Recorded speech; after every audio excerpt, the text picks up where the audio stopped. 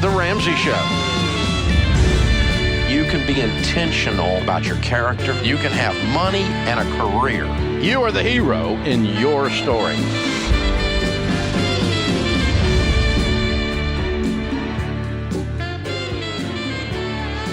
Live from the headquarters of Ramsey Solutions, broadcasting from the Dollar Car Rental Studio, it's The Ramsey Show, where America hangs out to have a conversation about your life, your money, your career, your relationships, you name it. I'm George Camel, and I'm joined today by my colleague, good friend, fellow Ramsey personality, and best-selling author, Ken Coleman. Ken, it's good to have you. Good to be with you, George. I love when you introduce me. It feels I should good. Record that and play that when I walk in the house. It's See inspirational. If the kids will look at me differently. If nothing else, it's inspirational. It's a free call, folks. Give us a call with your questions, 888-825-5225. It is toll-free as of today, and I think it will stay that way, Ken. Oh, is it right? Is it you just made it toll-free? I just made it toll-free. This By the way, one's you on know the what's house. funny? Nobody says toll-free anymore. I think we should bring it back. I think so, too. Out of tradition's sake. Yeah, that's what I grew up with, toll-free. Well, it's going to be a fun Friday with me and Ken at the helm, and we're taking your calls. So give us a call, and don't be scared. A lot of people listening right now are going, yeah, I've never called. I've always wanted to, but I just I don't want to get on the line, especially if you're a millennial. Millennials are scared of phone calls, Ken. Did you know that? Is that right? Yeah. It's because they've never talked to anybody. We just rather Everything's text. a text or an email. But that doesn't make for great radio, does it? No, but I'll tell you this.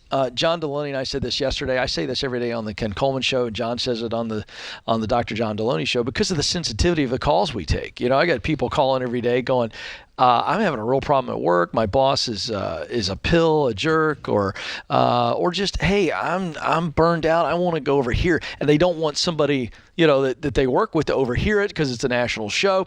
And so I wanted to point out today, as we did yesterday, and as I do every day on the Ken Coleman Show, we'll change your name. We'll change your location. Jenna's on the phones over there. She's been trained by the best in the business, Kelly Daniel, and we take care of you. We understand the sensitivity to some of these calls, and so we want you to feel that extra blanket of safety to know that George and I will never know if that's your real name or where you're from. And quite frankly, we don't care. We just want to help. We care about you. So I think there are some people today that have been listening for a while, and they're going, okay, these guys don't look terribly intimidating. And honestly, look at us. If you're watching on YouTube right now, how could you possibly be intimidated by these two guys? Yeah, I know what I'm saying? I don't win many fights, Ken. Let's put that out there. Yeah, but I don't even fight. We are here. 888-825-5225. We're kicking it off with Rodolfo in Salem, Oregon. Rodolfo, welcome to the Ramsey Show. How are you? Pretty good. And yourself? Doing great. How can we help today? So, my question is $6,000 in credit card loan debt. I was just trying to see where should I start off.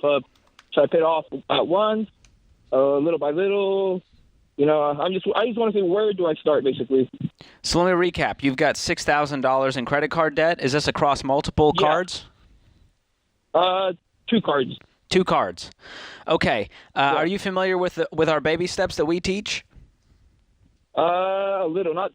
I mean, I know it's the $1,000 emergency. For just in case something happens. Yeah. Do you have that so far? Do you have the $1,000? Yeah, I do. Yeah, I have more than that. You have more than that. How much more are we talking? I have about $8,000. Hold up. You have $8,000 in cash, and you have $6,000 in credit card debt. Yeah.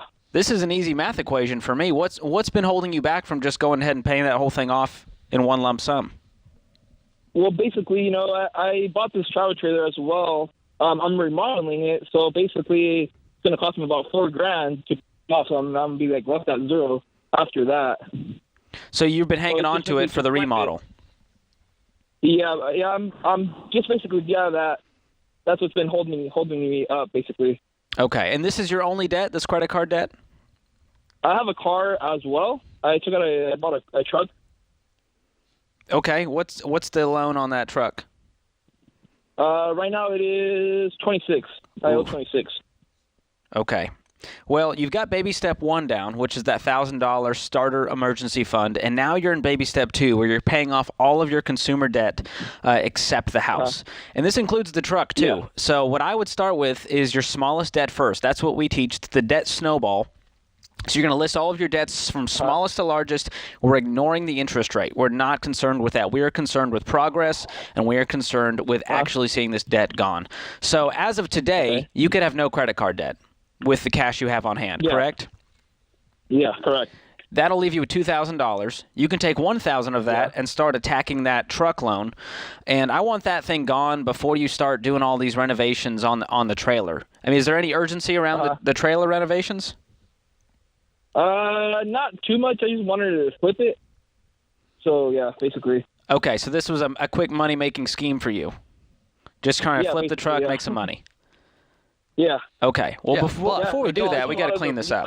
Stuff as well. So, Rodolfo, let's put a new timeline together, okay? George told you exactly what to do. Are you tracking as to why you need to do it that way and that it is something you're going to do? Is that a yes? Are you going to do this? Do what? The debt snowball. The debt snowball. What George just told you to do. You got to pay that debt off today. Yeah, well, that's the thing. So I should pay it off then. That's what you recommend? Yes. Absolutely. I mean, how much is this truck worth? I'm curious. Right now it's worth about $42,000. It's worth $42,000 and you have a $26,000 loan. Yeah. What do you think about selling that truck since you're not underwater on it and using that cash to really get your life started? Well, I've thought about that. I do as well. You do what now? Sorry, speak clearly into the phone. We missed you. Landscaping. So you need it for your business? Yeah. No, you don't. You don't need a $42,000 truck. That's a nice truck for a landscaping So business. I know that, but... Well, no. Hold on a second. I'm not in a butt mood today, all right? I'm just going to jump in here, George, all right? Yeah. Listen to me, dude. Let's just run the math. You owe 26 on the truck. It's worth 42, if I heard that correctly.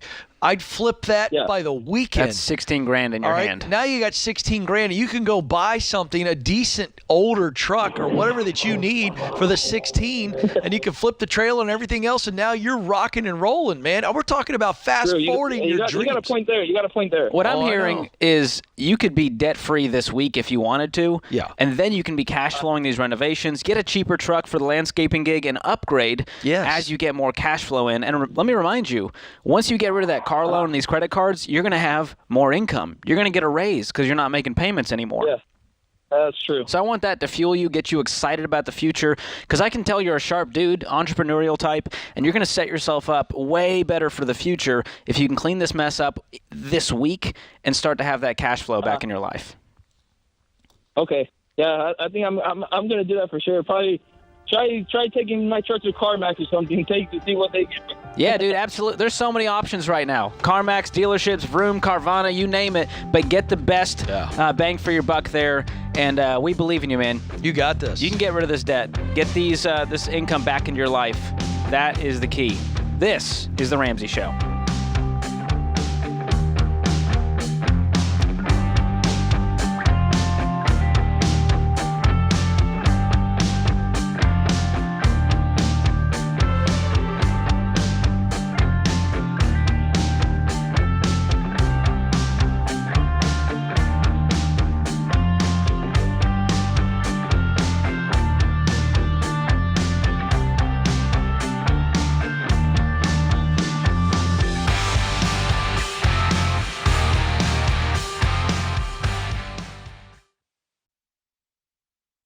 If you're ready to get out there and find a job you love, then you need to hear this. Job hunting can be stressful and time-consuming, but my friends at ZipRecruiter have made the whole job search way easier. ZipRecruiter is rated the #1 job site in the U.S. by G2, and it's free. So how does it work? First, go to ZipRecruiter.com/Ken. Then create a free profile and let their technology do the hard work by finding and sending you jobs that are a great fit. And get this, ZipRecruiter pitches your profile to companies whose jobs match your skills and experience. If someone from that company likes your profile, they can personally invite you to apply for the job. So if you're ready for an easier job search, check out ZipRecruiter. Sign up for free right now at ZipRecruiter.com/Ken. That's ZipRecruiter.com/Ken. Sign up today, absolutely free, and let ZipRecruiter work for you.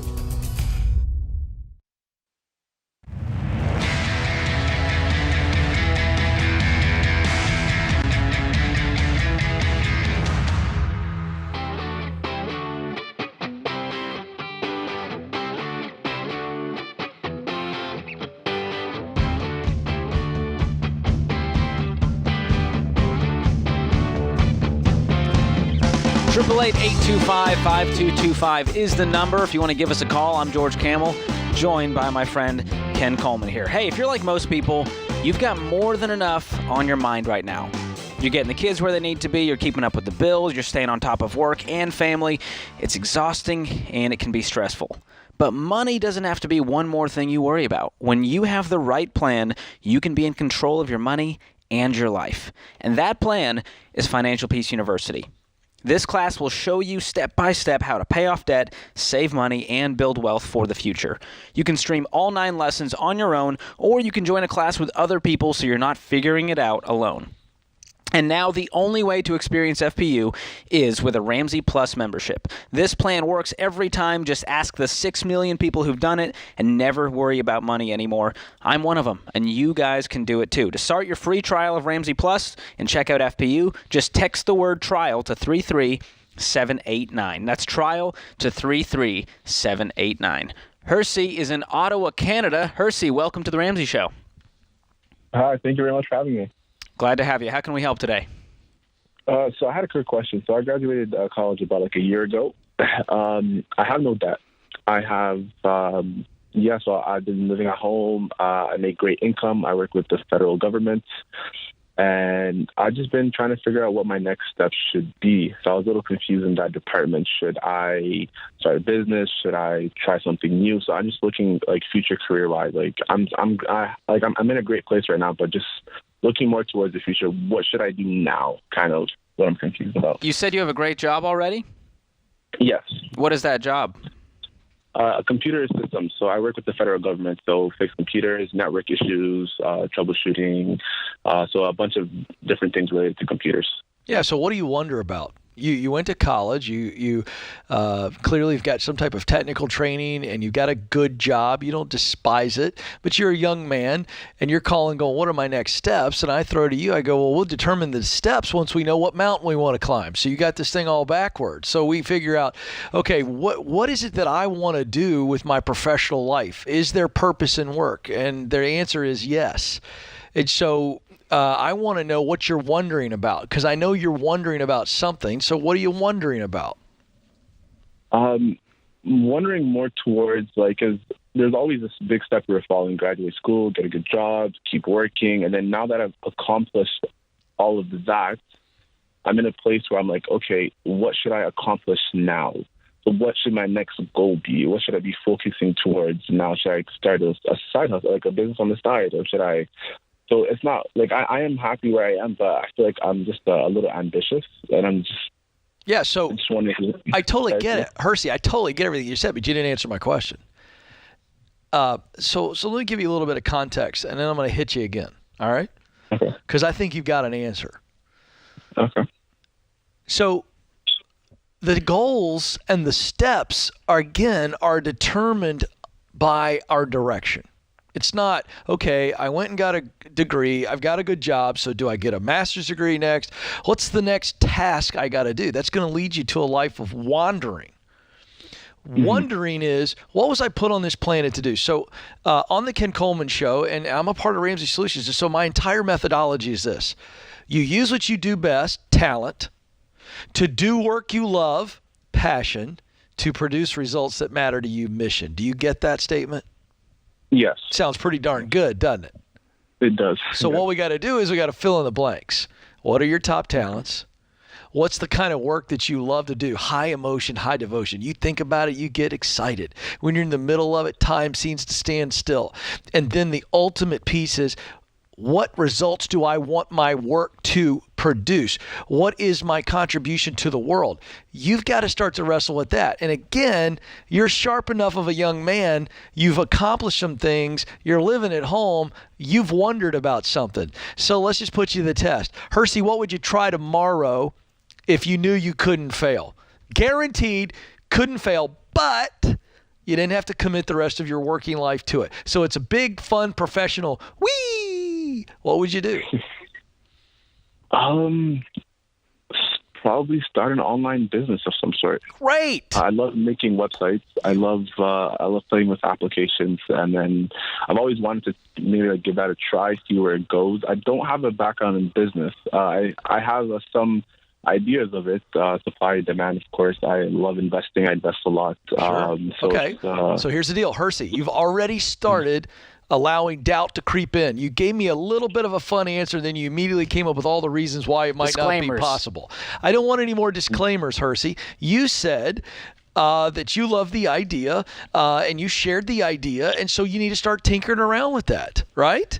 Start doing it. Okay. Start doing it on the side for yourself, or get a part-time job doing it for somebody else at nights or weekends. You're working in a government job. The federal government in Canada's got to be as slow and as boring as the federal government jobs in the United States. You've got time to do this. Here's what I want you to do. Two things. I want you to literally start to tinker, to try some things, get some projects, either do it for yourself or do it for somebody else. Then I want you to actually get on the phone, and I want you to talk to people via Zoom, coffee, lunch, whatever, who do this kind of work. And in doing so, Hersey, you're going to learn the ins, the outs, the good, the bad, and the ugly around that type of work. Plus, you're going to get a lot of ideas. You're going to get suggestions. You're going to get connections to have more of those conversations. And before you know it, Hersey, here's what happens. In the process of clarifying what all's involved in that work that you've always kind of been interested in and wondering about, your heart will verify if, in fact, you do want to do that. Does that make sense? Yes, that makes total sense. So stop thinking and start getting busy. Start connecting. Start trying. Start doing, and watch what happens. I love this. Yeah, that's amazing. Hersey, what's your degree in? I'm curious. Computer systems. Okay, so you love computers and you love building websites, and you don't have to have business experience to start an online business. No. You've got this, and because you're excited about it, you're going to learn along the way, and it's going to be fun, and you can do this on the side while you still have this government job, and you start to get legs under this business, and you get more clients or whatever that thing is you want to do, and all of a sudden you're going to go, wow, I've got 10 clients, I can take this thing full time. 100%. And to George's advice here, he's right, Hersey. Why don't you go find somebody, a small nonprofit or a family that's got a child that's overcome some physical challenge, and they're trying to raise money for themselves or maybe for other kids, something small, something local, and they got a really crappy website. And why don't you go, hey, I'm going to design a site for you for free. That's my donation. And do that. And then get better at it. Do it again and do it again and do it again. And then to start to charge for it. This is not, you don't have to have a business degree to do this. No, it's true. That's completely true. I guess I had a little bit of doubt on how to take that big step, because eventually I do want to be my own boss. I do want to have my own business and not commit to 9 to 5. But, so that for sure sounds good. So that's beautiful. Hersey, you don't have to take a big step. The advice I just gave you, those are little teeny tiny shuffles. And that's the beauty of this. We don't want you to take a big step either. It's not You've got a leap. a very stable job. You don't need to leap. You need to step and step and step and step. And by the way, that's how we climb ladders. I've never seen somebody successfully climb ladders by jumping 3 rungs at a time. It feels dangerous, Ken. It's how you blow your knee out or break a leg or even worse. So keep on stepping, young man. This does not have to be that scary. And by the way, welcome to being a human, because doubt comes at us all. And I will give you this last piece of advice, Hersey. We just walked through a little shortened version of getting clear. And when doubt starts to creep up on your shoulder and say, you don't have what it takes, or no one's going to pay you to do a website, or whatever doubt says, I want you to retreat to clarity. And I want you to retreat to clarity by saying, why do I love designing websites? Why do I love tinkering with apps? And why do I love to do that? And then your heart will remind you why, and that'll keep you going. Yeah. That's the education system, Ken. Get the degree, get the job, and I still don't have the purpose. Yeah, we've be got to bored start out with of your that. skull because you have no idea what your soul is telling you to do. Whew. You got this, Hersey, man. We're rooting for you. This is The Ramsey Show.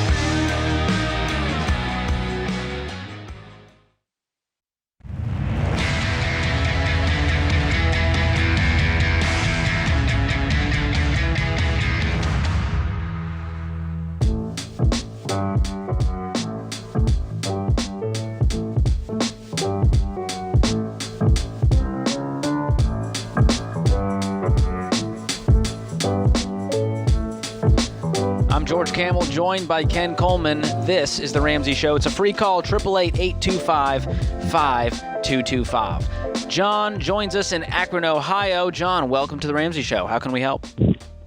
Hey, how's it going, guys? Thanks for taking my call. Sure. So I'm calling today.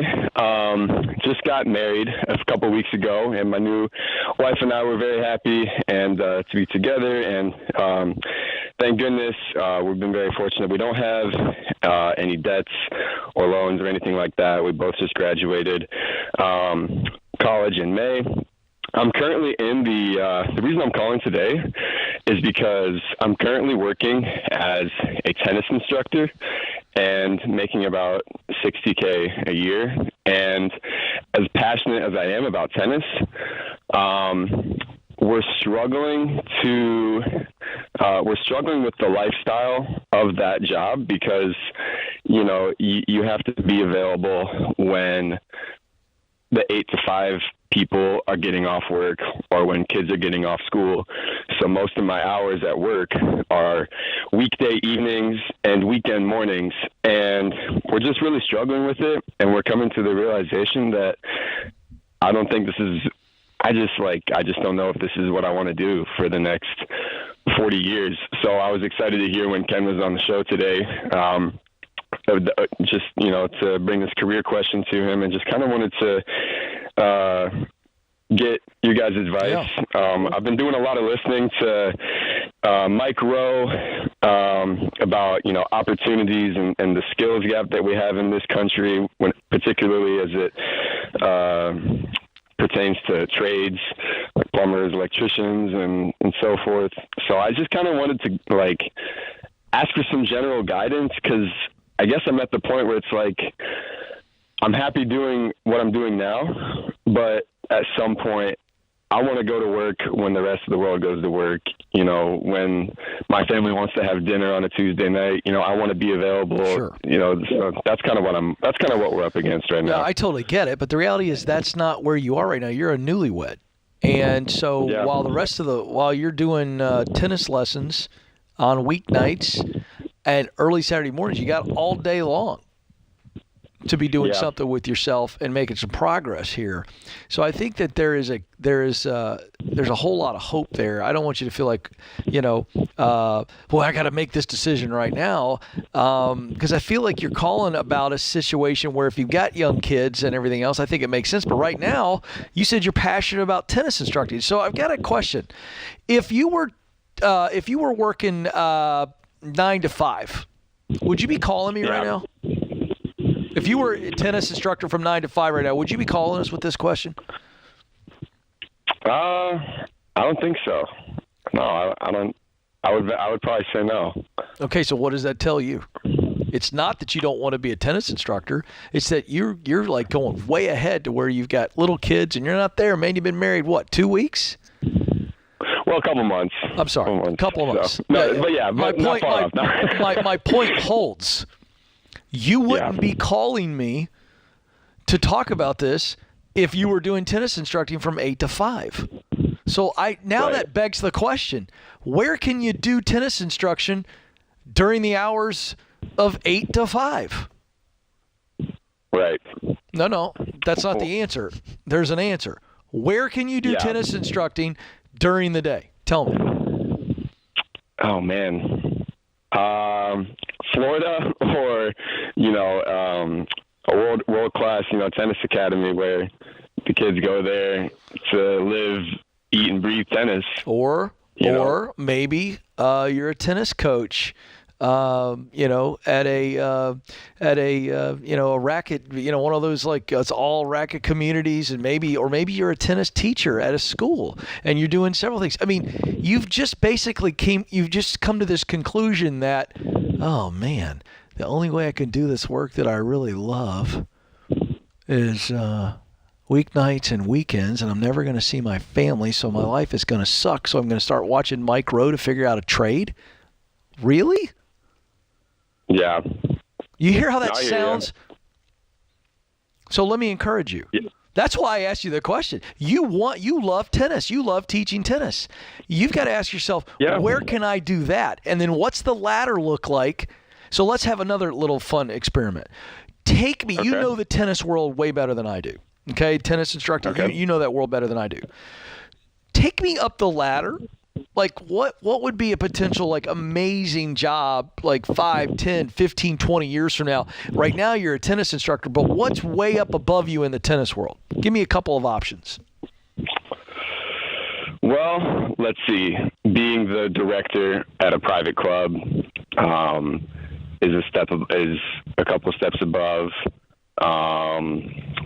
Becoming the head pro so head pro is like a step below tennis director, and then from that above that would just be like part ownership. Of a facility. Okay, so great. I guess that's kind of Now, how when you start walking your mind through those, how desirable do those become to you? Just in the moment. At the moment, well, I know that they, you definitely, when you get to that point, you have more say over your schedule. So, and much greater deal of autonomy. So, I mean, they sound pretty good. Okay, so here's my point. I'm not going to take you a different direction today because I haven't heard at any point in this phone call that you don't love instructing tennis, that you aren't passionate about tennis. You are. You've just gotten way ahead of your life schedule right now, and you've created a problem that doesn't exist. And you know what? If it's moving from Akron, Ohio, you and your new wife need to discuss it. Hey, where is tennis really big? Where is a great future in tennis? Are we willing to go there? I think that's a conversation over steak and a glass of wine. You understand what I'm saying?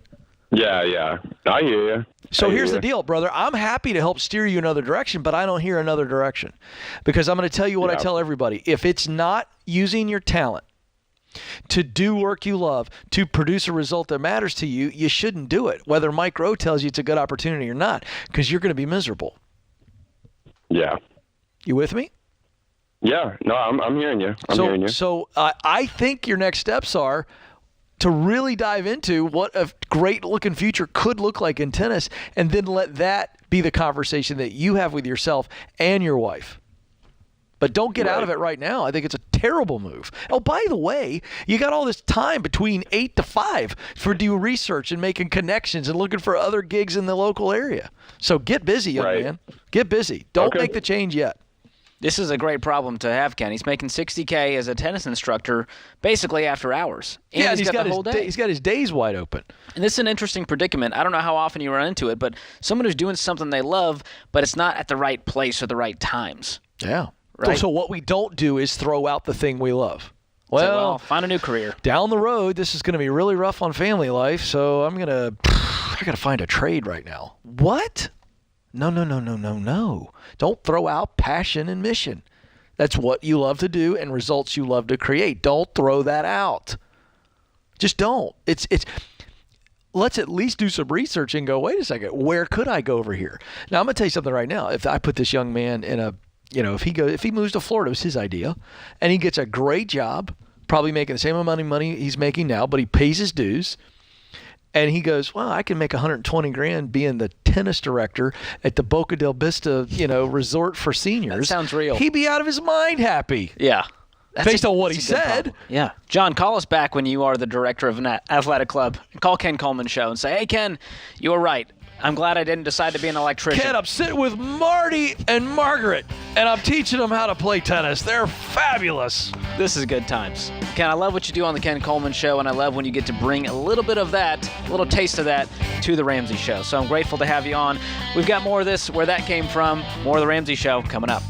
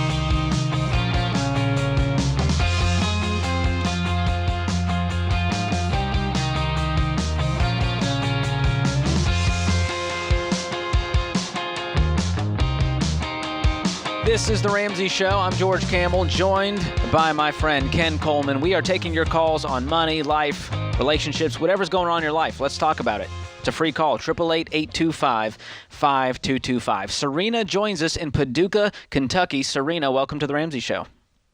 Hi, thank you. What's going on? I was curious to know, how can you get creditors of like credit card companies to work with you more? Say, like, if I was to call them and try to pay an actual small credit card debt off, how to pay the least amount as possible. Because I'm hitting a brick wall with a few of them of not wanting to budge at all. What have the conversations been like so far? Like, you call and you say what? Well, I just tell them that I'm wanting to pay off the credit card in full. And they basically, like, I've received a letter that, tells me an amount that they'll accept for a benefit paid in full. And I'm just trying to figure out, is that the actual amount that I need to go by, or is there ways around it to maybe even get around it to pay less? Well, the short answer is more on another bill. If I go $2,000 in debt, I owe $2,000 in debt. Now, there are some clarifications. If this is an older debt, how old is this debt that you're paying off? They're just little few odds and ends credit cards. Is this like a year old? Is it 5 years old? Probably, they just started going delinquent probably 3 to 4 months ago. So this is pretty recent. They were active until then. Okay.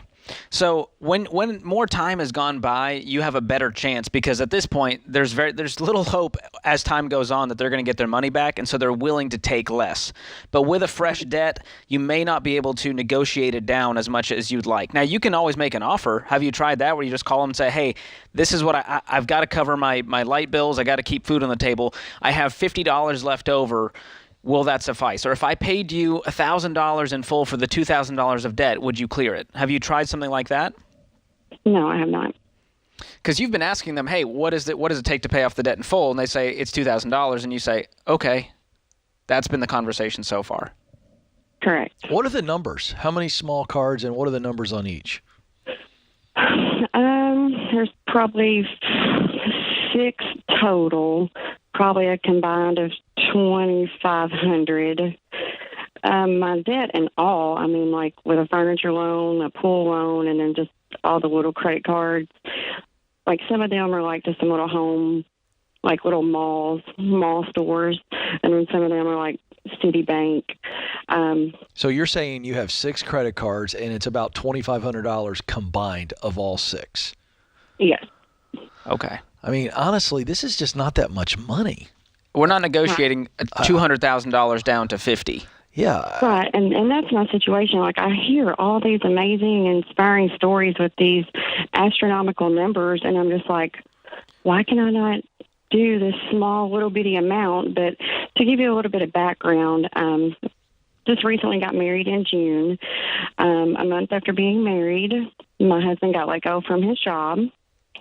And we went from having, like a steady income, knowing what was going to come in every single week that he was paid, to him going to be a car salesman and working 100% commission pay.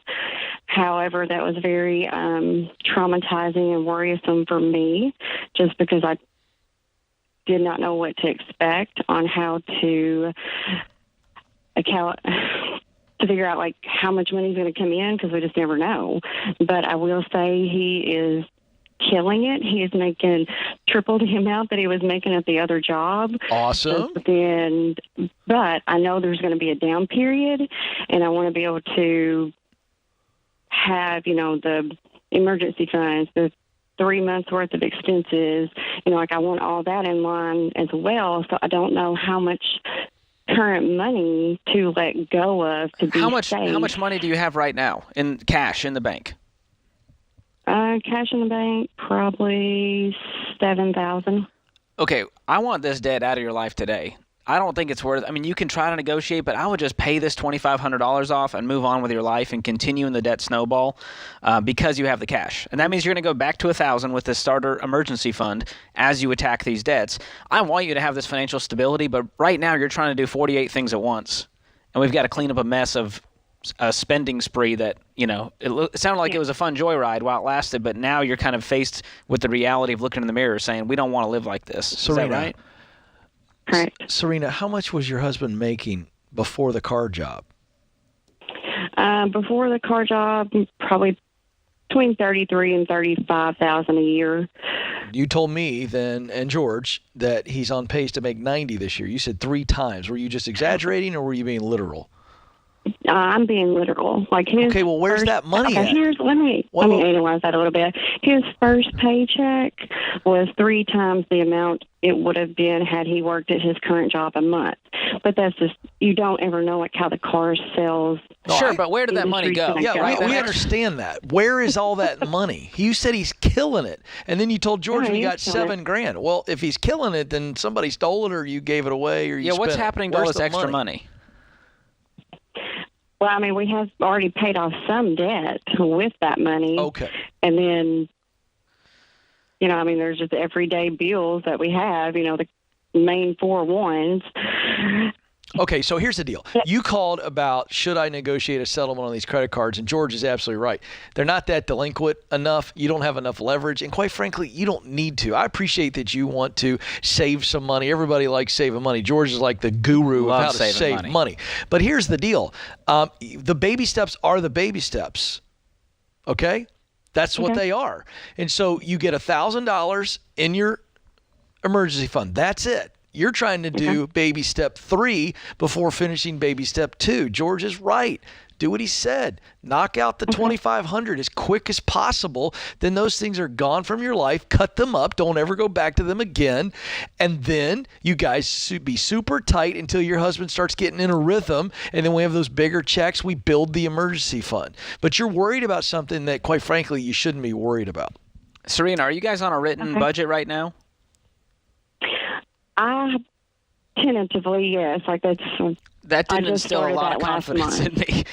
Tentatively, yes, we are on a written plan. That means definitively no, actually. He's on board, but not on board. He's 1 foot in the boat and 1 foot in the water. So I kind of feel like I'm doing it alone. Okay, well, here's what I want to do for you guys.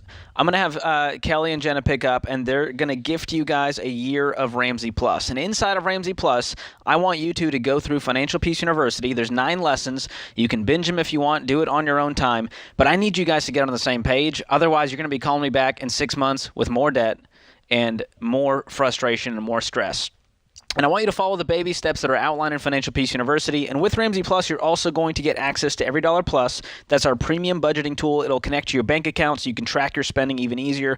You guys need to get on rice and beans and start tracking every dollar coming in, including all of the extra money that he's got coming in. And you need to clean up this mess so that you can have that financial stability that you told me you wanted, right? That's your why, is you want financial stability, right? Right. And to get there, we have to follow these baby steps because right now you're biting off a lot more than you can chew. You're trying to clean up this debt that's in collections. I want you to clean up this debt today. Call them, pay them, be done with it. Now, I want you to do it on your terms. Don't give them access to your checking account. You can do a cashier's check, a money order, and make sure that it's on your terms. Be proactive with them. Let them know where you're at with this. But I don't think this is a long-term thing that you're negotiating for 6 months. You're calling them today and saying, hey, what's the total? Great. Here's the cashier's check. I'm done with this. And move on to your next debts and your next debt until they're all cleaned up. And then guess what's going to happen? All of this extra income coming in stays with you. It's not going back out to lenders. And then you can build up that 3 to 6 months emergency fund, start investing, and hopefully you guys are on the same page once you have this financial stability and you've gone through Financial Peace University. How's that sound? Sounds great. Let's go, Serena. All right.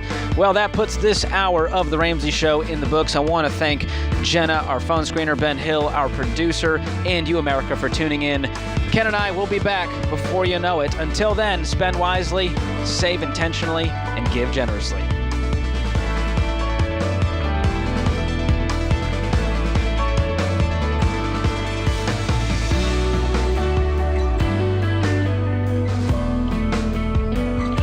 Have a friend or family member that needs a daily dose of Ramsey advice in their life? Let them know about the Ramsey Call of the Day podcast. It's a quick hit of advice about life and money in under 10 minutes. Check out the Ramsey Call of the Day podcast wherever you listen to podcasts.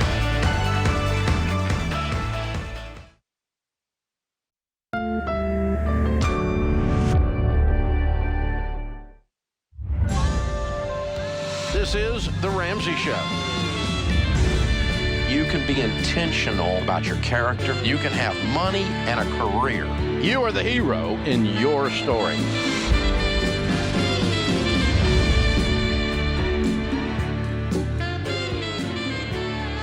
Live from the headquarters of Ramsey Solutions, broadcasting from the Dollar Car Rental Studio, it's The Ramsey Show, where America hangs out to have a conversation about your life and your money and your purpose and your career and all sorts of things. I'm George Camel, Ramsey personality, joined by fellow Ramsey personality, Ken Coleman, host of The Ken Coleman Show, aptly named, and we are taking your calls, and it's a free one, 888-825-5225. Paul joins us in Houston, Texas. Paul, welcome to The Ramsey Show.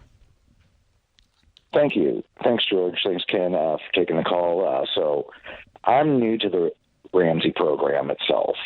I discovered it here trying to figure out how to pay off all my debts, and before I had been doing some probably less than ideal things with my finances.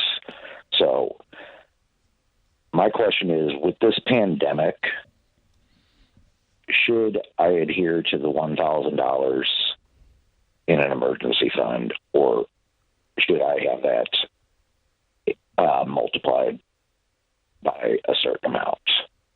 So you're wondering, because of the pandemic, because of what's going on with the economy, how does this affect me? Do I need to save up $2,000, $10,000, $40,000 in an emergency fund? Right. I've got some other circumstances going, but that's besides the point. But I want to make sure that I'm doing everything I possibly can. Yeah. Well, Paul, since you're new to the plan, I'll go easy on you, but there is no Paul caveat in the Ramsey plan that says, well, if your name's Paul and you live in Houston, yeah, it's okay to save more. The purpose of this is not to instill fear and have you walking on thin ice. The purpose of the $1,000 is to fuel you to pay off all of your consumer debt to get you the stability. So if you have a little fear, I want you to be a little bit uncomfortable, because when you get comfortable, you get broke. And so the purpose of this $1,000 is not to say, hey, if the HVAC goes out, you're not going to be able to cover it. The purpose is to get you angry enough at this debt and get you scared enough, because you're not in a good place right now when you have all this debt. So the purpose of that is to fuel you through baby step 2, which is the debt snowball, paying off all of your consumer debts except for the mortgage, to get you to baby step 3, where we create this financial force field between you and life, between you and the pandemic. So you were talking about your circumstances there, Paul. What are those circumstances? So over the past about 5 years, I've doubled my income, which is great. Awesome. But I unfortunately was letting someone else manage the money. And I discovered back in December just how it was managed.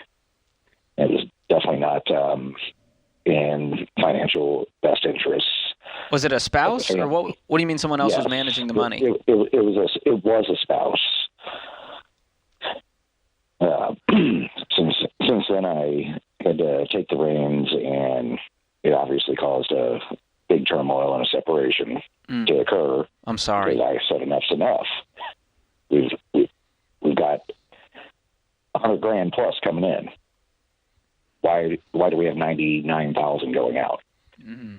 So you guys obviously weren't on the same page with money. You didn't know what was going on with the money. She actually did financial peace a number of years ago. But it didn't stick, clearly.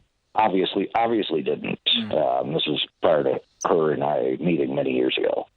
So you guys are separated now? Is there a divorce being finalized? Not as of yet, but I need to get everything on pace because I do have a son that I have to take care of. I'm sorry to hear that, Paul. I'm $191,000 in the hole with a mortgage. Oh, the mortgage. What is the other type of debt, the non-mortgage debt that you have? Credit card, vehicle, back taxes, unpaid homeowners association fees. What does that all add up to, the consumer debt? About $49,000. 49. And what's your income? $126,800. And that's you solo, which I'm guessing you will be. Is your money separated yet, or are you back in the reins? Completely separated. Okay, so you got 126 coming in, and you have 49 in consumer debt. So that gives me hope, because you've got a big shovel, and to me, this debt is gone in a year. with your take-home pay, you can absolutely crush this debt using the debt snowball method. So what that is saying to me is you've got $1,000 saved for a year while you clean up this mess, and then you're going to very quickly get the 3 to 6 months in place and have that financial stability. Yeah. Paul, I got a question here as George is walking you through this. You're very new to the Ramsey Solutions process. How's your budget right now? You got every dollar accounted for? You figured it out? Have you tightened things up?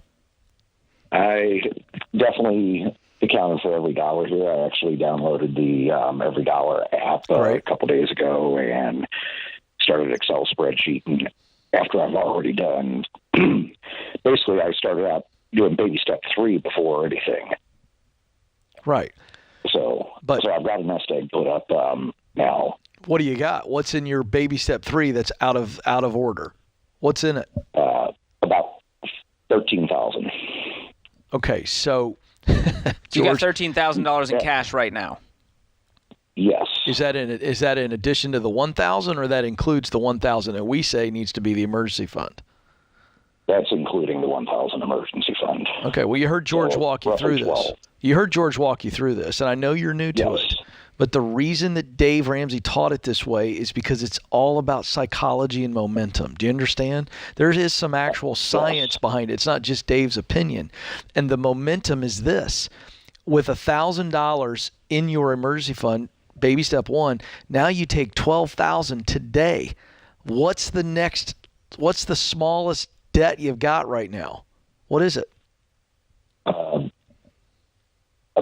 $1,200. Okay, what's next? What's next? Is that a credit card? Yeah, that's a small credit card. All right, what's next after that? Homeowners fees, another almost $2,000. Okay, what's next after that? Another credit card. Well, how much is that one? 49. Okay, I'm doing quick math here. That's got, I'm counting it. We still got money to spend. How much? What's next after that? We're wiping these debts out What's today. next after that? By the way, if you're keeping up with me, Paul, every one of these things you're telling me, you're paying off with that $12,000 today. Right.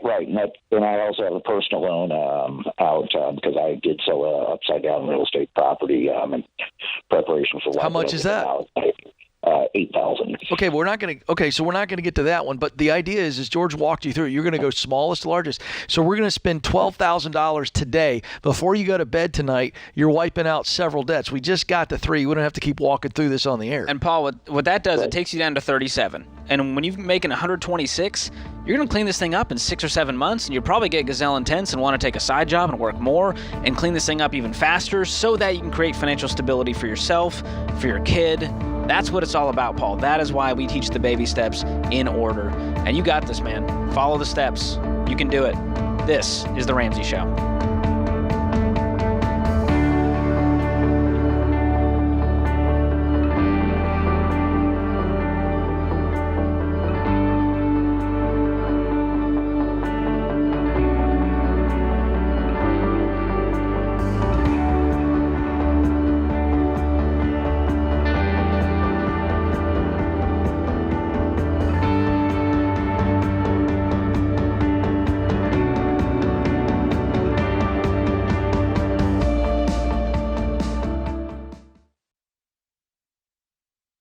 Life is full of firsts.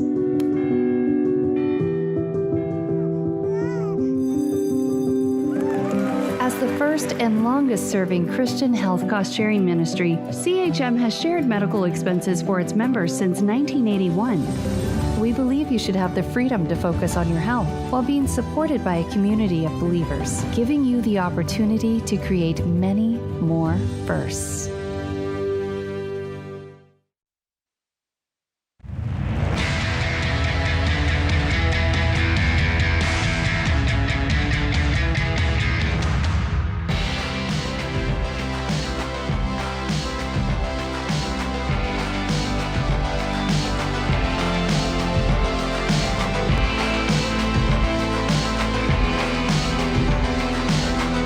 This is The Ramsey Show. I'm George Camel, joined today by Ken Coleman. It's a free call, 888-825-5225. No parent ever wants their child to experience the panic of being unprepared for an emergency. But teaching your teens how to be smart with money can feel like a big job.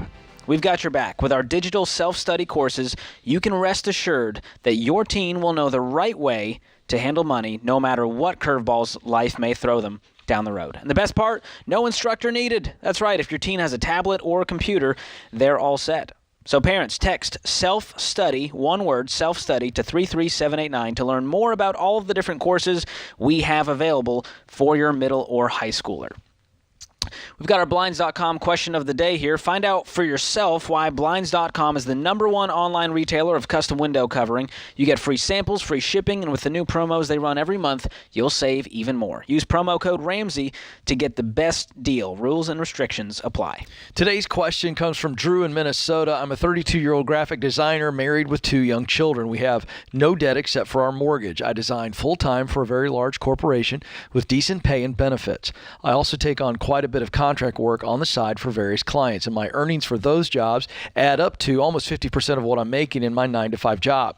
These side projects generate much more passion in me than my day job does, and I could envision myself doing it full time. I want to be patient and set myself up for success, but I feel like I'm working 2 full-time jobs and I don't want to burn out. What should I consider before making my solo venture my primary source of income? Well, this is a math question.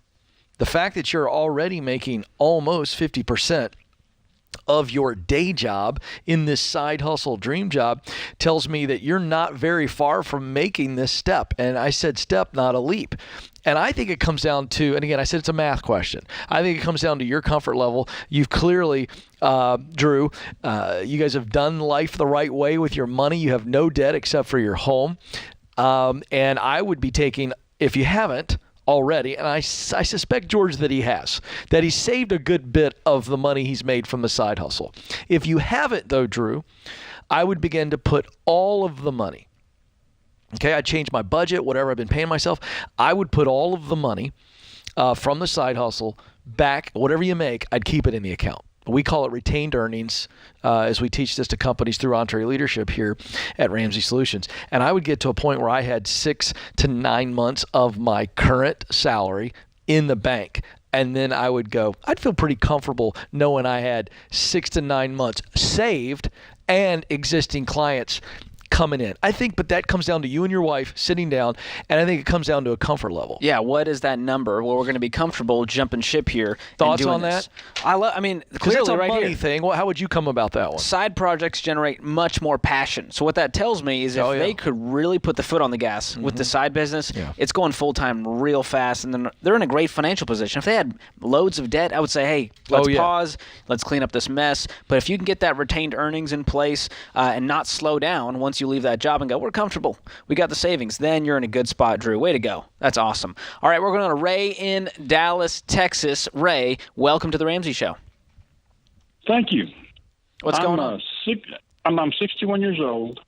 I've worked for a small or medium-sized city for about 25 years.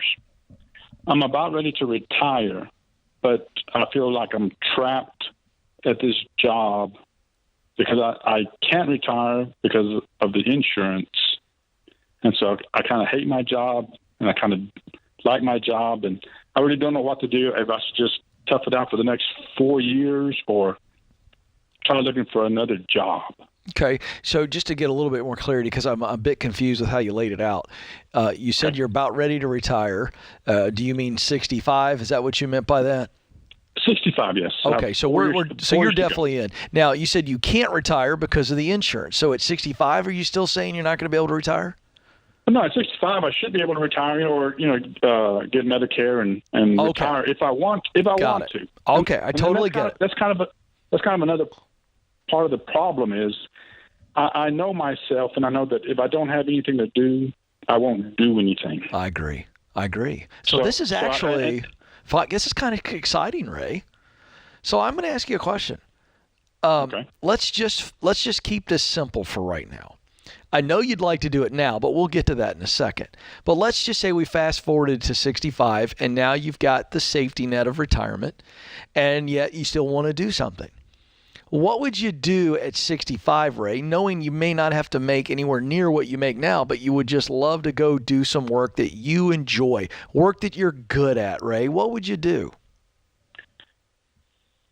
That's a good question. I know. I really don't know, because I've been doing what I've been doing for 20 years. Yeah, but forget all that. When I asked that question, I took my time with it. I don't know if you could tell.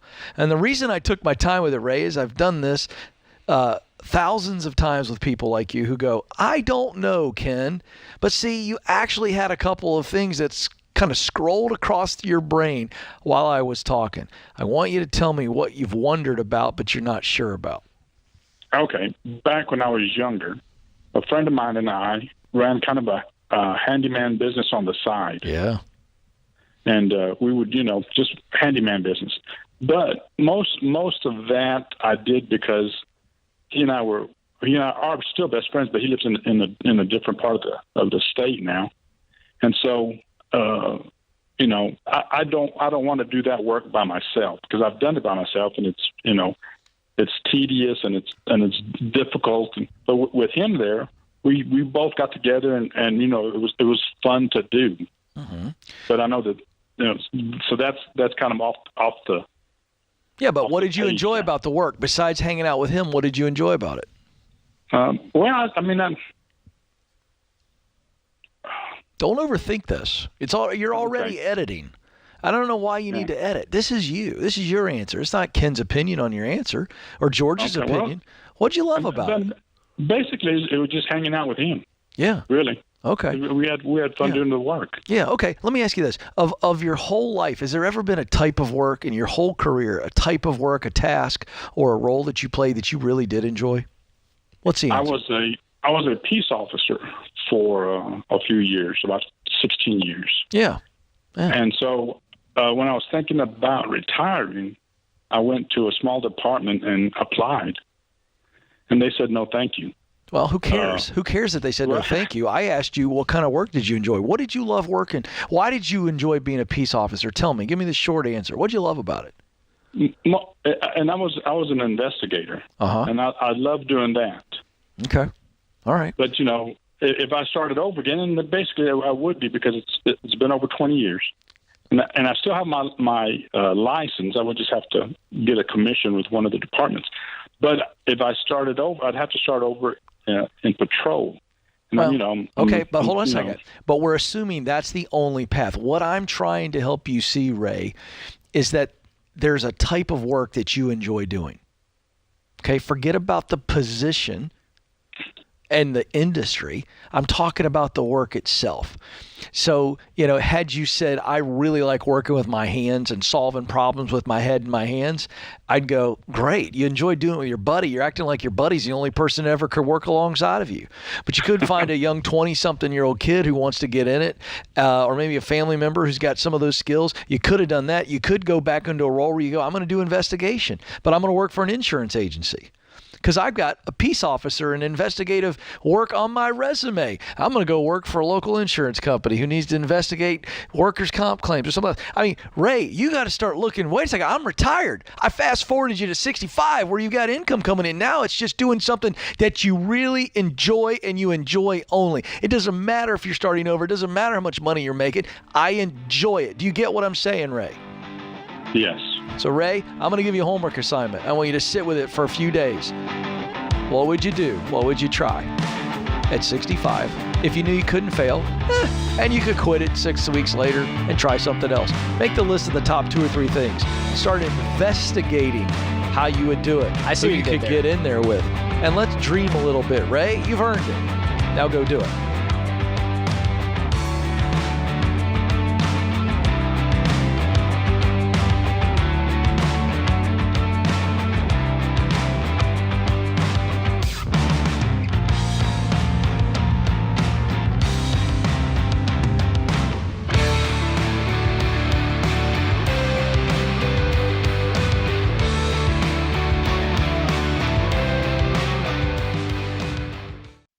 Stop paying your overpriced wireless provider and switch to Pure Talk. They use the same network as the larger providers for much less. For just $30 a month, get unlimited talk, text, and 6 gigs of data with no contract.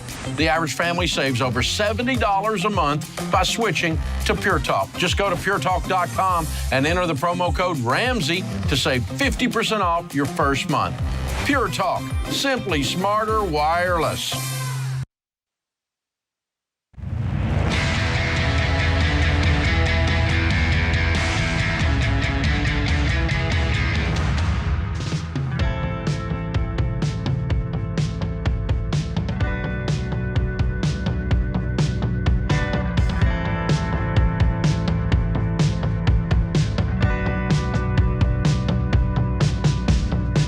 This is the Ramsey Show. I'm George Campbell, joined by Ken Coleman today. We are taking your calls, 888-825-5225. Amber joins us in Akron, Ohio. Amber, welcome to the Ramsey Show. Thank you. Hi, how are you today? Doing well. How can Ken and I help? My question that I've had is related to my term life insurance policy. Okay. And my question is basically, it is relatively expensive annually. So when would it be a good time to either reapply for a new policy or to negotiate a lower cost? Now, talk to me about relatively expensive. What does it cost annually? So I say it's relatively expensive because of my medical history. So we just paid it for the second time last month, and it's $548 per year. We just got the policy last year. That's $548 per year, correct? Right. Yeah. Okay, so we're talking about under $50 a month. Yeah. That doesn't sound astronomical to me. Is it a budget issue? Is it a large percentage of your income? So no, I just am curious because we have the similar policy for my husband, and his is less than half the cost of mine. Yeah, and that's because he doesn't have medical history? That makes it more. Right, Yeah. right. His would be, your typical normal person. Yeah, I mean that's part of how these things are priced, because there is higher risk for the insurance company to take on someone like you versus your husband. So that's why that rate is higher. Did you shop independently to get this term life in place? Where'd you get it through? We actually went through Xander, so they, showed the list of options, and so we picked whatever was the lowest one from them that they Okay. suggested. Yeah, that's great. I just wanted to make sure that you didn't go with a captive agent, like my buddy at State Farm, and they're only going to give you the State Farm policy. So I wanted to make sure that you shopped with an independent term life agent who can help you. And absolutely, you can do this once a year and contact them. You can go to RamseySolutions.com, click on Trusted Pros, and click on Term Life. And you can try this and say, hey, has anything changed based on the rates or my condition? Is this? Are you comfortable sharing what this medical history is? Is this something that could change over time? Sure. So what it was, last year when we got the policy, I was almost 6 years after this event. So this was back in 2013, September.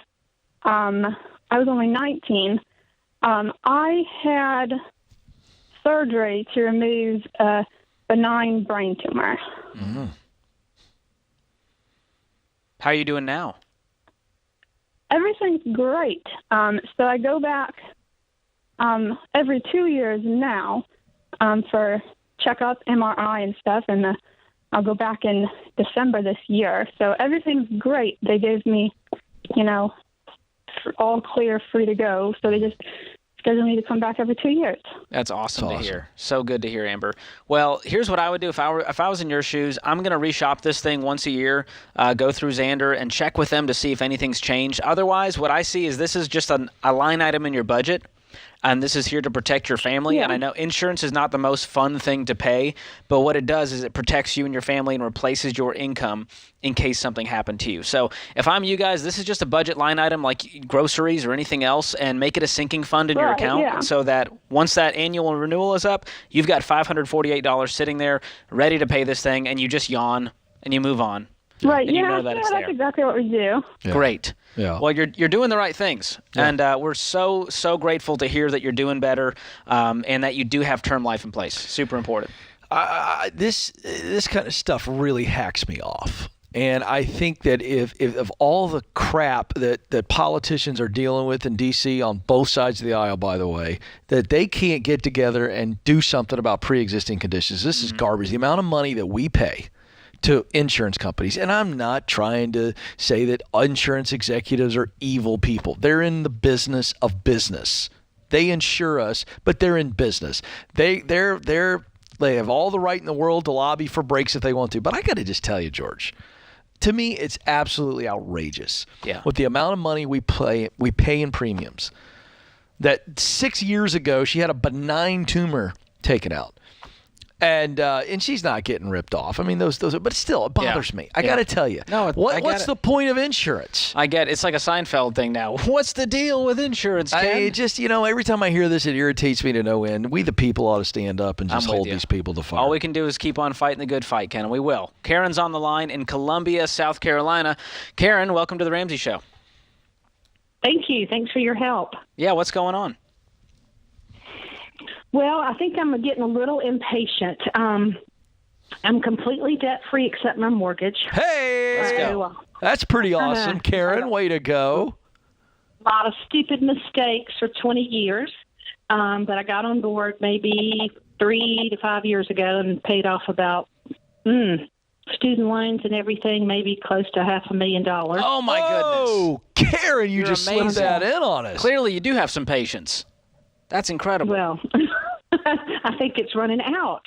So I owe $175,000 on your mortgage on my house. Okay. I refinanced it, paid off my student loans, did the right thing for the interest, of course. But I want to pay it off now. Hey, don't we all? I get it.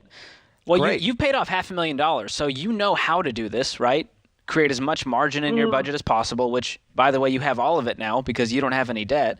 So how much extra are you putting on the mortgage every month?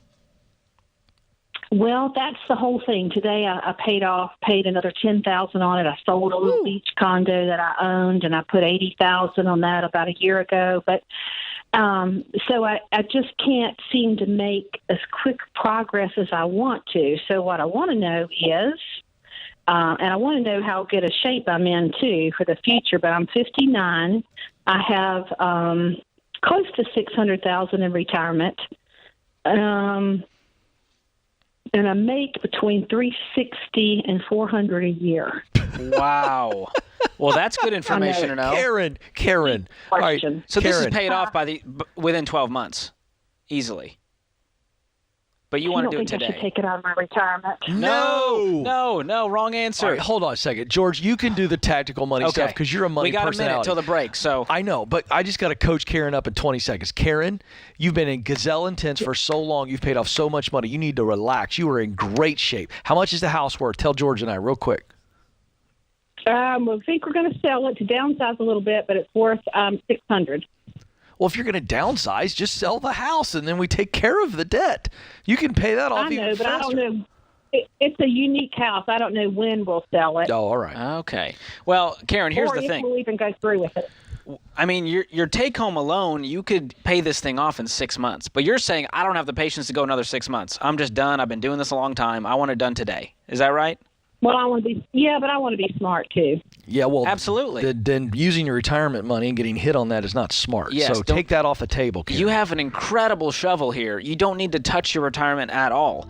What you need to do is just find out how much margin you can create in your budget every month, and whatever margin you can create, throw that onto the mortgage and let that fuel you to pay this thing off. But goodness, these numbers are hopeful, Ken, to say the least. Karen, you are a rock star, Karen. You're a champion. Just keep playing the plan out. It's going to work, and you're going to get there, and it's going to be glorious. Karen, come visit us to do your debt-free spring when that house is paid off. I'm excited to meet you. You're a rock star. Way to go. This is The Ramsey Show.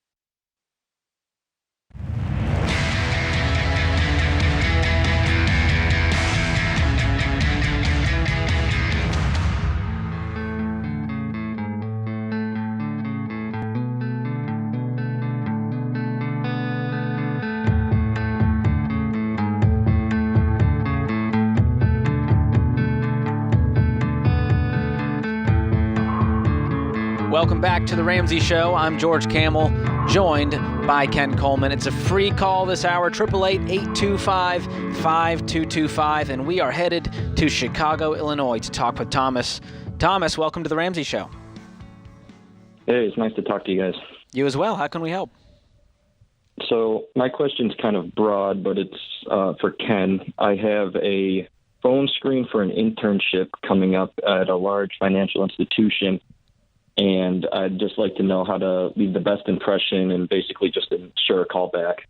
Yeah. Well, the simple answer, and I'm going to break this down for you, the simple answer is relentless preparation leads to reflexive performance.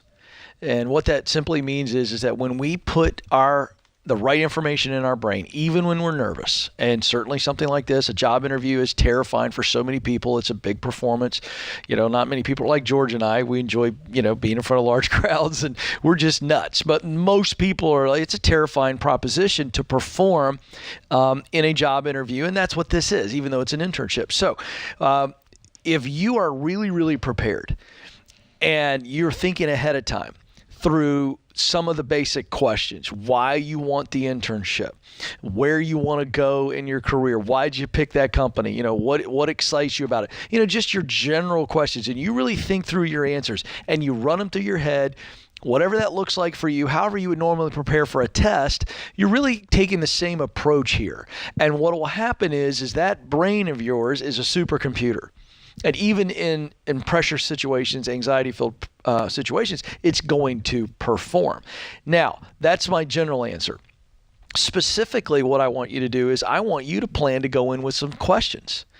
And, George, one of the techniques that I tell people is go in with a moleskin or something to write with, pen. I'm a pencil moleskin guy. But I'd have the questions in front of me on that pad. And the reason is because that doesn't make you look anything other than serious and prepared, and you can glance at those questions. And then here's the deal. Write something. When you ask a question, write something. Even if you're writing, I'm really nervous, but I think it's going well. I mean, just be engaged, but pay attention to the answers they give you. And if you ask really good questions, Thomas, it's going to separate you from the pack. And make no mistake, this is a competition. So some of the questions you need to ask are, how do interns win in this position? How would you describe some former interns who were really successful in this role? What made them stand out? What were their character traits? What are some of the things they did? You ask a question like that, and they're going to go, okay, this guy Thomas, where'd he come from? He's serious. Did he park his alien ship in the parking lot?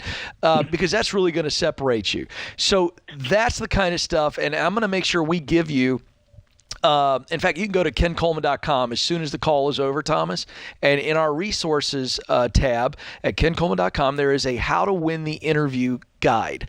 It's a PDF. You can download it. It's totally free, and it's going to go way deeper into the types of questions you should ask beyond what I just gave you, and it's going to help you really prepare. But that's the key. And if this is a screener, it's really no different. If it's in person, it's no different than if you're doing it on video or over the phone. I think you said over the phone. So is that in fact what you said? It's on the phone? Yeah, it's a phone screen, so like 20, 30 minutes. Yeah, you know what I would recommend? I really want you to stand. I would stand during this because we know from research that there's a confidence that comes with standing. You sound different. I would be, I wouldn't pace, but since it's a phone, I just gave you the idea of the pad, but I would do that. I would write your stuff down because they don't see you. So have everything written down or on a screen, in front of you, and have everything there and go to it and ask good questions. And if you ever get to in person, that same advice I gave you, do that in person as well. Okay, so then kind of a follow-up. I don't know, like, the depth of which they're going to be, like, asking me, like, what kind of technical skills or any of that. But if it is just, like, a general screening, do you think, and I really like the question, what does a winner look like? That's stuck in my head ever since I heard you say that. But do you think those questions are appropriate? Yeah. Or should I? Okay. Man, listen, You don't know if you're going to get past the screener. I wouldn't leave anything. In the arsenal. I'd fire all the ammunition you got. All right, great. Am I right? You're in a competition, and you got to look at it like a competition. Except you can't see your competition. You're not hand-to-hand combat with them. You just got to throw your best foot forward. So yeah, man, blow them away. But go to the website and get the How to Win the Interview resource. It's gonna be a game changer for you. Okay, and yeah, the screener's actually an alum too from the college I'm going to. Well, okay. There you go. Okay, real quick, George. So, is there some sort of saying? Is there some sort of like thing that Go alumni Bears. say to each other? Is there something like that? I guess so, yeah. Then say that, right? Like, so for instance, I'm a Michigan fan. So anywhere in the world, if I run into a Michigan fan, I go, "Go Blue," and they say, "Go Blue." So whatever it is for your college, I'd lead with that. Yeah. And he goes, "Oh. You went, hey, what years were you there?" Like, break the ice a little bit with that mutual connection. Do you understand what I'm saying? Yeah. All right, you got this, man. Thanks for the call. That's great. Ken, I started as an intern here, and I remember doing so much research, and I had the Word document in front of me on the call. I barely needed any of the research. We didn't cover it, but I felt so prepared. Yeah. Because I had it, and I knew the company, I knew the numbers, I knew exactly what they were all about, and that's partially how I got into a full-time job. Well, take us back there, internship. because now you're in your dream gig here, dude. Yeah. I mean, you're over 8 years co-hosting ago. the second largest radio show in the world. I never thought and you came in as an intern. So can I interview you real quick? Yeah. What were your emotions like from a confidence level? Like, it's a nerve-wracking thing, but because you were so prepared, do you remember? I do. Like, how did it play out confidence-wise? Well, my memory, our leader, Jeremy Breland, his father worked at University of Mobile, which is where I graduated college. Yeah. So we had an instant connection, just like Thomas did. So you dropped it in there. And so we dropped in. I said, "Hey, I actually graduated from the University of Mobile, and I know your dad, Breland. I thought there was a connection." Textbook. And that was one of the first conversations I had, and I was also so passionate about this internship. Yeah. They were like, "You're going to move to Nashville for a 2-month internship?" And I said, "Yeah, I'll do whatever it takes. I love this kind of work, and I'm dreaming about doing this kind of thing. And here's the strategy I worked up just to give you guys a taste of what I'm excited about to do for." And you start dreaming about it, and they go, "Whoa, this guy's an intern." Okay, so you just ran right over that. So you had a little bit of a plan that you wanted to, and you shared it with them, and it blows their mind. I said, "Here's where I've seen you. You guys are here. I want to take you here, and I feel like I can add value in these areas. And here's the numbers that I think we could see increase by doing these specific strategies." And I think they were like, "Whoa." Well, first of all, they were. And let me tell you something. Young people, that's brilliant what George just shared. And here's why. Internships, the very nature of them, you're trying to get in so that you can get something, experience, connections, right? Yeah. You were coming in going, "Yeah, I want to get those things, but here's what I'm going to give you all." Yeah. Dude, I'm a little bit like way after the fact going, "Attaboy, George." Yeah, this was back in March 2013. It's textbook. Yeah, so that's really what got me the internship, and they said, "Well, let's get you a temp job. You already graduated." So I did a temp job over in social media, and I just tried to, really excel at whatever was in front of me. Just get a little more rope and a little more rope, and that led me into all kinds of jobs into this one, Ken, which, as you would say, is the sweet spot. Yeah. Getting to do this kind of work. Yeah, we get a lot of questions on the Ken Coleman Show about interviews, and I want to revisit what I shared with that young man, because I think we complicate performing well in an interview. And I think it really is, George, as simple as just be prepared. Read that job description so many times that you could recite it backwards. And as you're reading it and you get so familiar with it, you begin to go, where does my talents plug into this job description? Where am I passionate about the stuff included in this job description? How are the results that this company produces? Yeah. A product or a service, that's all that the options are. How does it connect to my personal values? When you think about all of that stuff and you're really familiar with the job description, and we're assuming here that you actually are a good fit for it. Sure. Okay. The conversation pieces and the confidence that you'll have in those moments, so because natural. you're so locked into this thing. You're a mini expert in the very job that you're applying for. Yeah. That's a huge game changer. Yeah, incredible. Well, Thomas, we're pulling for you, man. Good luck with this interview. Hope you land the internship. Hope you use Ken's clear path to get to that dream job. That puts this hour of The Ramsey Show in the books. I want to thank our phone screener, Jenna, our producer, Ben Hill, in the booth. We'll be back with you before you know it. Until then, spend wisely, save intentionally, and give generously.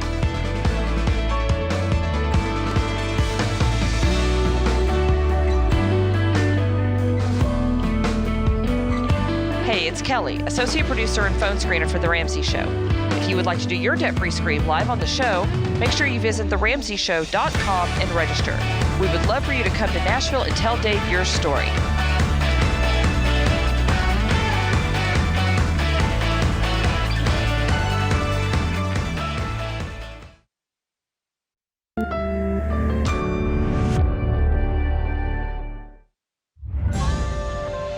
This is The Ramsey Show. You can be intentional about your character. You can have money and a career. You are the hero in your story.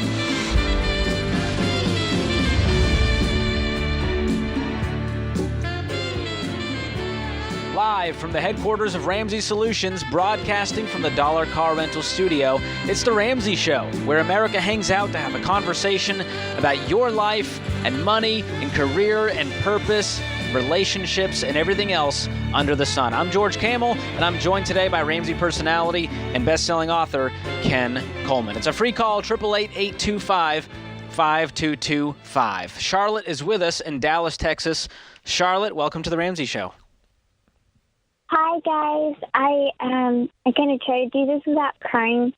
So I'm kind of in a crisis situation. I have money to spend. I've been following the Dave Ramsey plan for 3 years, and I am in pause baby step 4. Wow. And I ran away from a bad situation 4 weeks ago. And I'm actually not in Dallas. Okay. Because I ran away. But I ran away from a bad situation, and I've been on the road for 4 weeks, Airbnb, just trying to find a place to land. And I found a safe place to land where I can get some medical care. It turns out I was medically starved. And so I'm dealing with the trauma that I left, the trauma that I've had on the road, staying in my car some nights because I didn't have a place to stay and didn't know where I'd be from night to night. Oh, sweet Charlotte. What are you running from? An abusive relationship? Yes. So I started over, and in the process, I discovered just how bad things were. And so now I need to establish my 4 walls. I just know that I'm not able to start my healing because I'm not in my body doesn't feel safe without a home. And so I want to rent something, but where I am, where it's safe and the help that I need is, there are rentals, but I'm having trouble processing, spending all the money, and the help that I need is very delicate, so it's going to cost me money. My insurance doesn't cover it, so it's going to be self-pay. It's worth it to me to live, but I don't know how much that is, and then I'm just so terrified to spend my money because I think it's going to just I don't want to waste it. I know that I'm not like in the best of mental frames because it feels so urgent, and when it's urgent, I make bad decisions. Okay. So I want to make a good decision, like on a safe, quiet place to rent. Yeah. But I'm scared to rent for a year because I'm scared of getting stuck. And I'm like, I have $40,000 saved up for down payment on a house, and I have my $15,000 emergency fund. But I'm scared to spend any money to find a place to rent. Charlotte. And I don't know. I don't want to get, I don't want people to think, oh, we can take advantage of her and make her pay more than she needs to. So it's like, how do I get my 4 walls in place, make sure that it's safe and my body can heal in that space? Sure. And then get get serious on my journey. Okay, all right, so Charlotte, couple things. I'm gonna have George just kind of walk you through the 4 walls. You're in such good shape financially, honestly.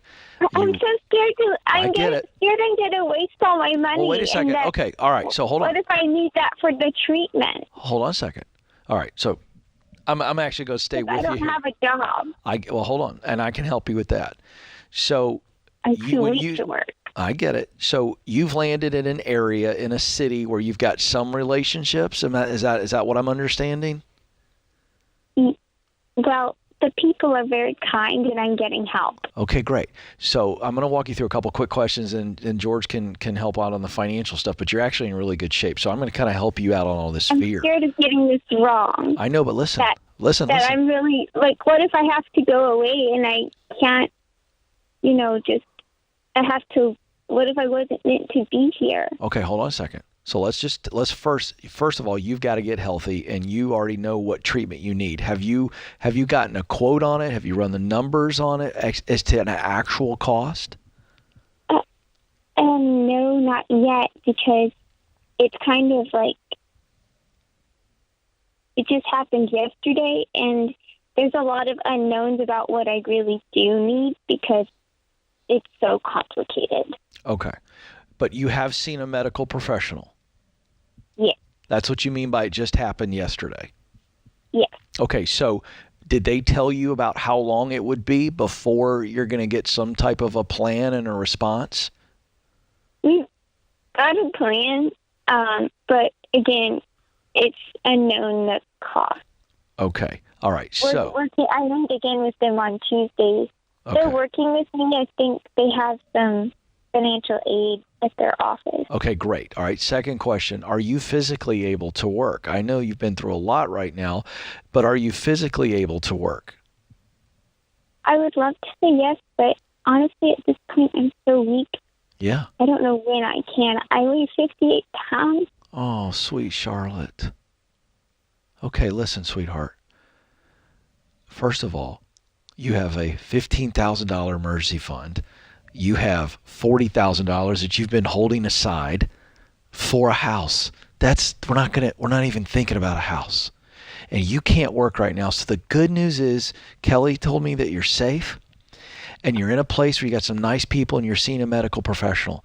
Your entire focus right now, sweetheart, is getting your body rebooted with the medical professionals, putting weight back on, and then the next step is going to be getting the counseling that you need because you've been through something extremely traumatic, okay?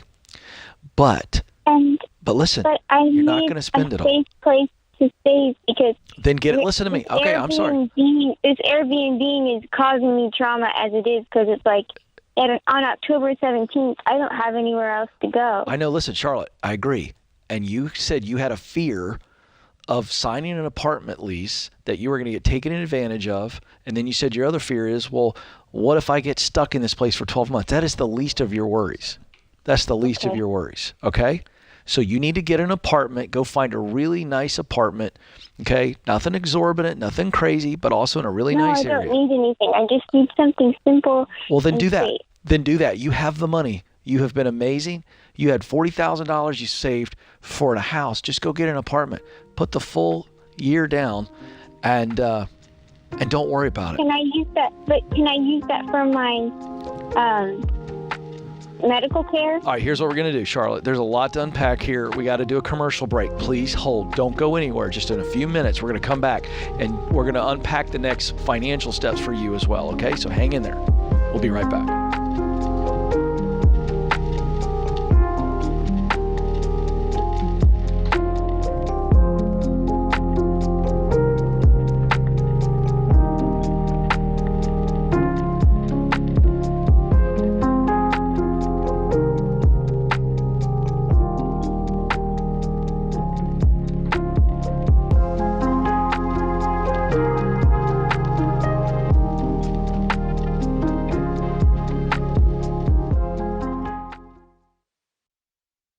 If you're considering a career in technology, I recommend Bethel Tech, and I'm not alone. Here's what Brendan said. Before Bethel Tech, I was driving Uber. Within 4 months of graduating, I got a job paying $60,000. About 2 years after that, I got a remote job that pays me $130,000, all thanks to what I learned at Bethel Tech.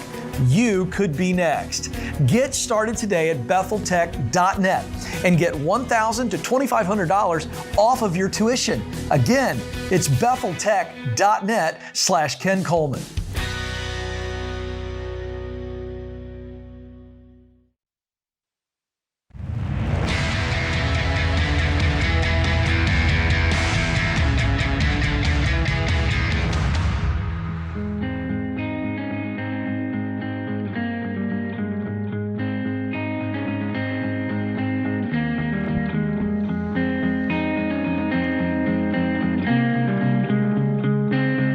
Welcome back to the Ramsey Show. Before the break, we were on the phone with Charlotte in Dallas, and she was unpacking a heartbreaking situation, leaving a toxic relationship, trying to get back on her feet medically, trying to find a place to land, and we've got her on the line here. Charlotte, are you still with us? I'm still here. Okay. So where we left off, Ken was walking you through your financial side and letting you know that you are more than okay financially. You have $55,000 in cash. Is that correct? Yes. Okay. That gives me a lot of hope on that side. Obviously, there's a lot more here where you need to get back on your feet. And A1 to me is finding an apartment. Now, you have no income. And so you might need to look at a non-traditional renting situation, maybe with a family they've got, or someone who's just renting a room or a house somewhere safe in your area that you can land. I've tried that for 2 weeks, and nothing has shown up, and I've asked around, and most people have given me names of brokers, so I felt like I just needed to sit down because they asked me for numbers, and I don't know the housing market, so it's like I don't know what to tell them. I don't want to overshoot it. Numbers as far as what? What do you want to pay per month? I mean, there's none of that. They're going to say, hey, the place is $1,000 a month, and you say, okay. Yeah, you need a nice, safe apartment community in a nice area that makes you feel safe, and you just go and you say, I need a one-bedroom apartment, and what's it cost? So what's reasonable? Well, obviously, we don't know where you actually are, but you can do some research, do some Googling in your area to find out what is the average apartment costing. I don't want you to be worried about being taken advantage of. I mean, it's not going to be $4,000 a month unless you're in New York City and trying to rent in Manhattan. So right now, I don't want you to be researching for 4 weeks. I want you to get an apartment this week and land somewhere so that you can get better. Just tell them what I want in one, because I know what I want. What do you mean? What do you want? I want something that's safe, quiet, and private. Okay. And simple. It doesn't have, even if it's just like one of those houses that's split in two. Sure. Well, and this is you live in one side. Well, this is you going on these websites. There's all kinds of. I mean, you doing your research in less than 3 hours. Reach out to a broker, and so if they ask me, because each one has an application fee. So that's my thing, is like, how many do I apply for? Only apply for the stuff that you've looked at online and you've gotten it's some $50. references on. You have $55,000. You're not going to apply to 48 apartments. So What you need to do is know your area and know what are the safe parts of the neighborhoods and what's a good place to I do land. know Look at that much. reviews. Yeah. So if you know that I much, do know what area I would like to live in. Then go over there, sweetheart, and walk in and say, I'd like to tour. I'd like to look at a couple of apartments. That's very normal. And they're going to walk you through, and you have to walk in the apartment. You don't have to do an application fee to walk in an apartment and look at it. Pick the apartment that you want. And the reason that we're helping you with this, Charlotte, is because this is what's most important. This is money you have to spend so that you have a safe place to land, so that the medical healing and then the mental and emotional healing can take place. And you have enough money to take care of a year and not even lose sleep over it. And then you can say, I just moved to the area. They don't care. They just want to know that you can pay for your rent. And then you're going to get on your feet working once you physically and emotionally can. You got to do this first. That's so true, because I want to work. I know, and you will. You will. Okay. So Charlotte, A1 is the apartment. Once you land there, you've got a safe place. That's going to give you room to heal and focus on your physical health, your mental health, all these components. And I know it's tough because you don't want to pay all these medical bills, but if you don't have income coming in, there should be a lot of financial aid involved, especially with self-pay. You're not going to pay the standard rate that me and Ken would pay with our own health insurance. So make sure you're working with that medical professional and get a lay of the land of what this treatment is going to take, how long it's going to take, how expensive it might be. And it is worth it. I don't care. If you drained all of that money down to $1,000, it would still be worth it if it means that you get healthy. Yeah. That's A1. Okay. So once you've got the apartment and you've got your health back, then we can work on the job. And obviously Ken is the expert in that arena, but right now that's not your A1. So I don't want you losing sleep over what am I going to do for the next 20 years with my job. And the house stuff, I know you were so excited. You've worked so hard. I mean, you're incredible to save up $40,000 for a down payment in your situation, but you're going to get that $40,000 again down the road for that down payment. But right now that money needs to be allocated towards you getting better, towards you funding this apartment rent fee. And then we can talk about that. And what I want to do for you is get you connected to a financial coach in your area. So I'm going to have Kelly pick up, and we're going to cover the cost for you. You're not going to spend a dime on this. And these are financial coaches that have been trained the Ramsey way, and they're going to help walk you through this in way more detail than me and Ken will be able to on a radio call. They'll sit down with you for 90 minutes. They can do it remotely over Zoom if you're more comfortable with that. They'll do this on your terms, and they can really walk with you along this journey because we want to see you get better, and we want to see you heal and be back to 100%. Okay, so let me get this straight. A1 is apartment. It really doesn't matter how much, obviously I'll know what's reasonable with I look at the cost of living. And then A2 is get a cost in how much? It's your health. Focus on your health, your mental health, your physical health, and getting that taken care of. And I just have to believe that the right one, the right apartment will be there for me, and it will be available. Oh, absolutely. It absolutely will That's be. the thing, the availability. Yeah, Yes. but listen, it's out there. And Charlotte, you need to acknowledge something, that you have been under unbelievable, unspeakable hardship and what you're going through. And naturally, you're really, really scared right now. And you're just walking around feeling like there's a monster around every corner. I feel, yes. And I know. I feel like I'm in a fog. Like, it's so hard to believe that this is actually me because I'm just so traumatized. I know. I can't even see myself in the mirror. I know. But listen, and so after you get physically healthy, then you can go back to work, and then we work on the emotional and the mental stuff you've gone through. You're going to need counseling and therapy, but listen, it's worth it. Charlotte, if you hear anything today, would you please hear that you didn't do anything wrong, you have nothing to be guilty of, and you matter so deeply to so many people in this world. But you have got to believe that enough to get healthy, okay? And you spend what you got to spend. I messed everything up, and No. I'm so scared of getting panicked because I know what bad decisions I make. It's And but I made listen to some me. bad decisions But you're still yesterday. on the phone talking to us. You're still on the phone talking to us. You're still here. And you still matter. Okay. So you decide to get healthy. Got it. You got it? And you Got it. got this. Despite all of the things you're beating yourself up about, George is right. You got $55,000. That's nothing to sneeze at. You got this, kiddo. We're praying for you. Get healthy. Get healthy. Get healthy. Get healthy. And then, All right. then we start the climb. back into the full Charlotte being who you were created to be. And when you get to that point, you call the Ken Coleman Show, and I'll help you. You understand? Got it. All right. Charlotte, do you have any friends or community right now in your area? I have one friend. One friend. Are they a safe friend that they can walk with you through this journey? Yeah. Awesome. Okay, good. Awesome. I want you to have that community. That is so important, and it may be at a local church in your area that you can show up and get plugged into. You need people supporting you right now. I mean, you're a very strong person on your own, but it's going to be a game changer to have those people walking with you. What's that? Anymore. It's hard to know who to trust anymore. Yeah, I know. So it's like a step, check, step, and that's slow. And Yeah. it's like I also just need some privacy to just process. Yep. Absolutely. Well, remember your game plan here. Step 1 is apartment. Step 2 is your health. And step 3 is getting income back in your life with a job. But right now, you've got to get all of this taken care of and get you a safe place to land. And Kelly's going to pick up.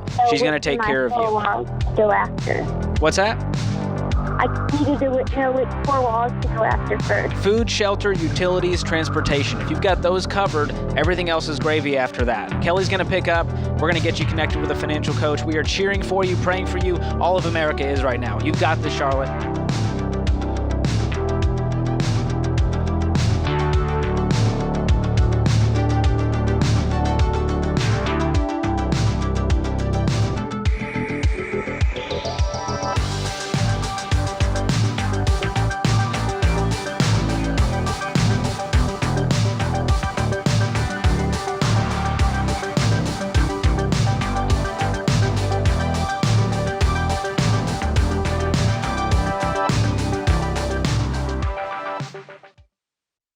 What makes our show unique is that we genuinely care about our listeners. We're intentional about choosing the best advertisers to recommend.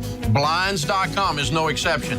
They offer high-quality window treatments at unbelievable prices, and they make it simple to shop blinds, shades, and interior shutters with easy online ordering, free shipping, and a guaranteed perfect fit.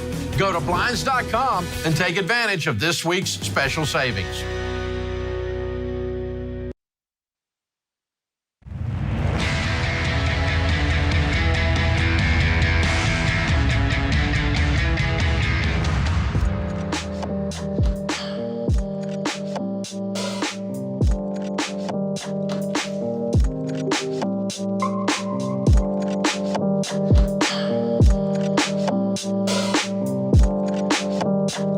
This is The Ramsey Show. I'm George Campbell, joined by my friend Ken Coleman. Ken, I'm really excited about this book you've got coming out, From Paycheck to Purpose. And the reason I'm excited is because I see all over the news these days this idea of the Great Resignation. People all over the country are going, I don't know if I want to work here or live here or do this thing. And this book is just monumental in helping people during this time especially. Well, thanks. And, you know, it is a clear path. You know, for Ramsey Show listeners that come to us for the financial advice, obviously the baby steps is a clear path. And this book, From Paycheck to Purpose, The Clear Path to Doing Work You Love, is the clear path to doing what you love and making the money you want to make. So income, impact, meaning, money, whatever you want to say there. That's why we titled it that, because everybody longs to do something that they're good at, that they enjoy, that creates a result that matters to them. That's talent, passion, mission.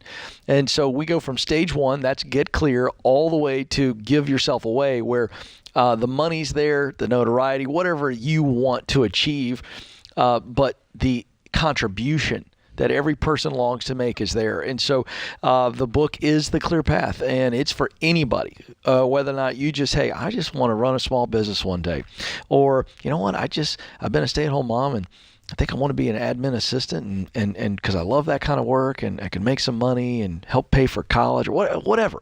This book is for you. And if you go to RamseySolutions.com/store, you can pre-order it. It comes out November the 9th, as you know, George. And We've got over $100 in free bonus tools, the resume templates, guides, a video course that'll coach you through the interview process, the ebook, the audiobook, all of that for an amazing low price, just to incentivize you to buy this for yourself or maybe for a family member or friend who's going, I want to make the move too, but I'm scared to death. Well, this book is the clear path, takes the fear out of it because it's a stage-by-stage process. So it's called From Paycheck to Purpose. You can get it right now. It'll come to you on November the 9th when it comes out, RamseySolutions.com/store. A lot of goodies there, Ken. Super pumped for you. Love your heart behind this stuff. Thanks, man. It's going to help a lot of people. All right, let's go to the phones. We've got James in Houston. James, welcome to the Ramsey Show. Hey, guys. Excited to talk to you. You as well. My wife and I about 2.5 years ago started on the baby steps, or actually started on the debt snowball.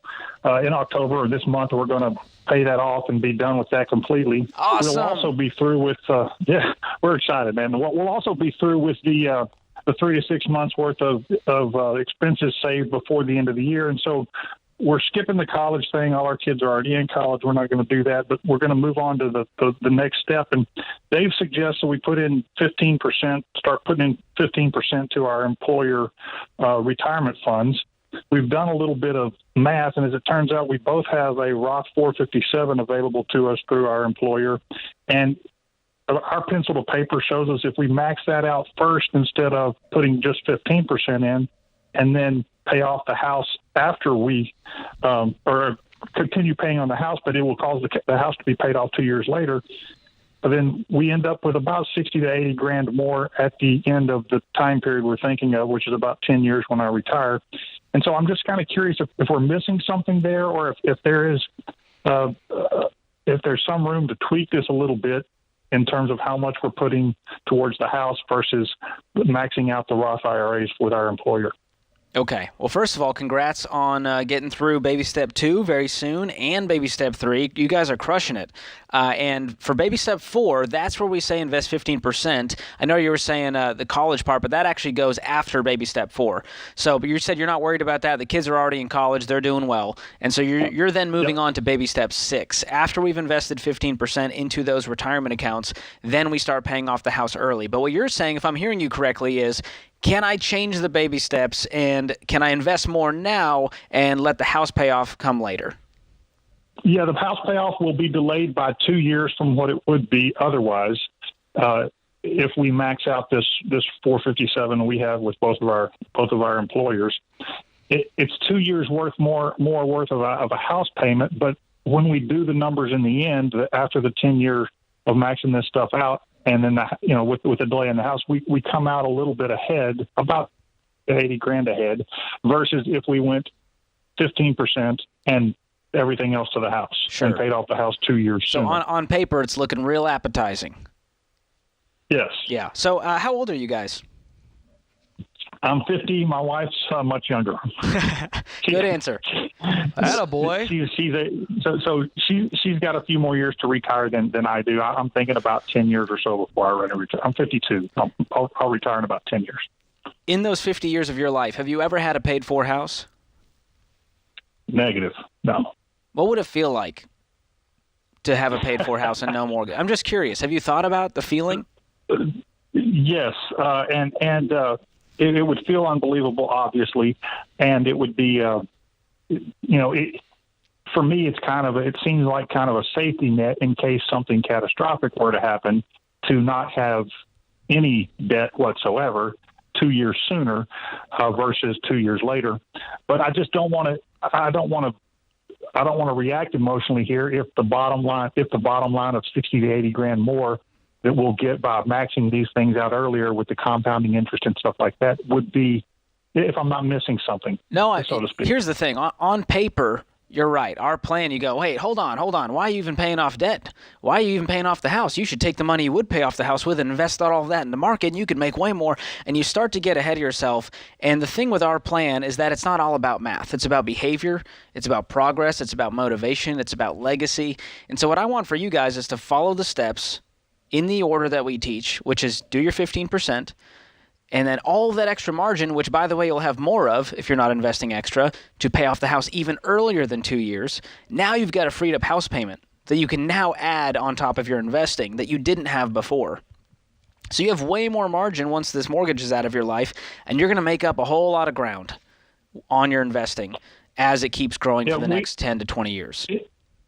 Yeah, I feel like we've sort of accounted for that. We're accounting for adding the investment into what, the investment we were making in the house once that's paid for into the other stuff, and what that would be if it was 2 years delayed. And so we're looking at having the house paid off in 4 years or so versus 6 years if we max out now, and then maxing out once the house paid off in 6 years. In that scenario, taking the money from the house and maxing it out, investing that too as well, instead of just what we're doing now to pay it off. But I get what you're saying, and I believe that I understand it, and I believe you explained the benefit of sticking strictly to the baby steps. So, well, I'm going to harken back to one of my favorite Dave quotes.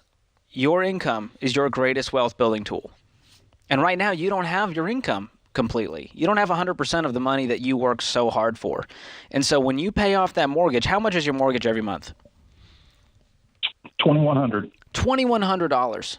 So we're talking $25,000 back in your life for the rest of your life that you were paying a bank to make their buildings bigger. I don't know about you, but I want to get angry at this thing. I want to get angry at the interest we're paying. I want to get angry at this $21,000 that's going to banks. And then you're going to let that $2,100 fuel your investing for the rest of your life. And you're going to set yourself up for success. You're going to be able to retire earlier because of following these principles. Now, you can do James's plan. I'm not mad at you. You're a great guy. I'd love to hang out with you sometime. But if you're going to follow the Ramsey plan, the proven, tried and true method that millions have done, and you want to build wealth and you want to leave a legacy, just do it the Ramsey way. But it's up to you. You asked for my advice, and it's worth what you paid for it. Ken, what do you think? That was beautiful, George. I loved hearing you do your thing. I think that it does come down to James. Yeah. He's not – I mean, the guy's disciplined. He's in good shape. You're not in shambles either way. I think it comes down to what do you want most. Yeah. I always break it down to that. Yeah, let me say thank you, guys. And one last thing. My wife heard you say go blue earlier. She says OH. Oh, no. This is where I put him on hold, We Ken. let a Buckeye sneak in on the show. I didn't hang up early enough. Oh, my gosh. Good stuff. This is The Ramsey Show.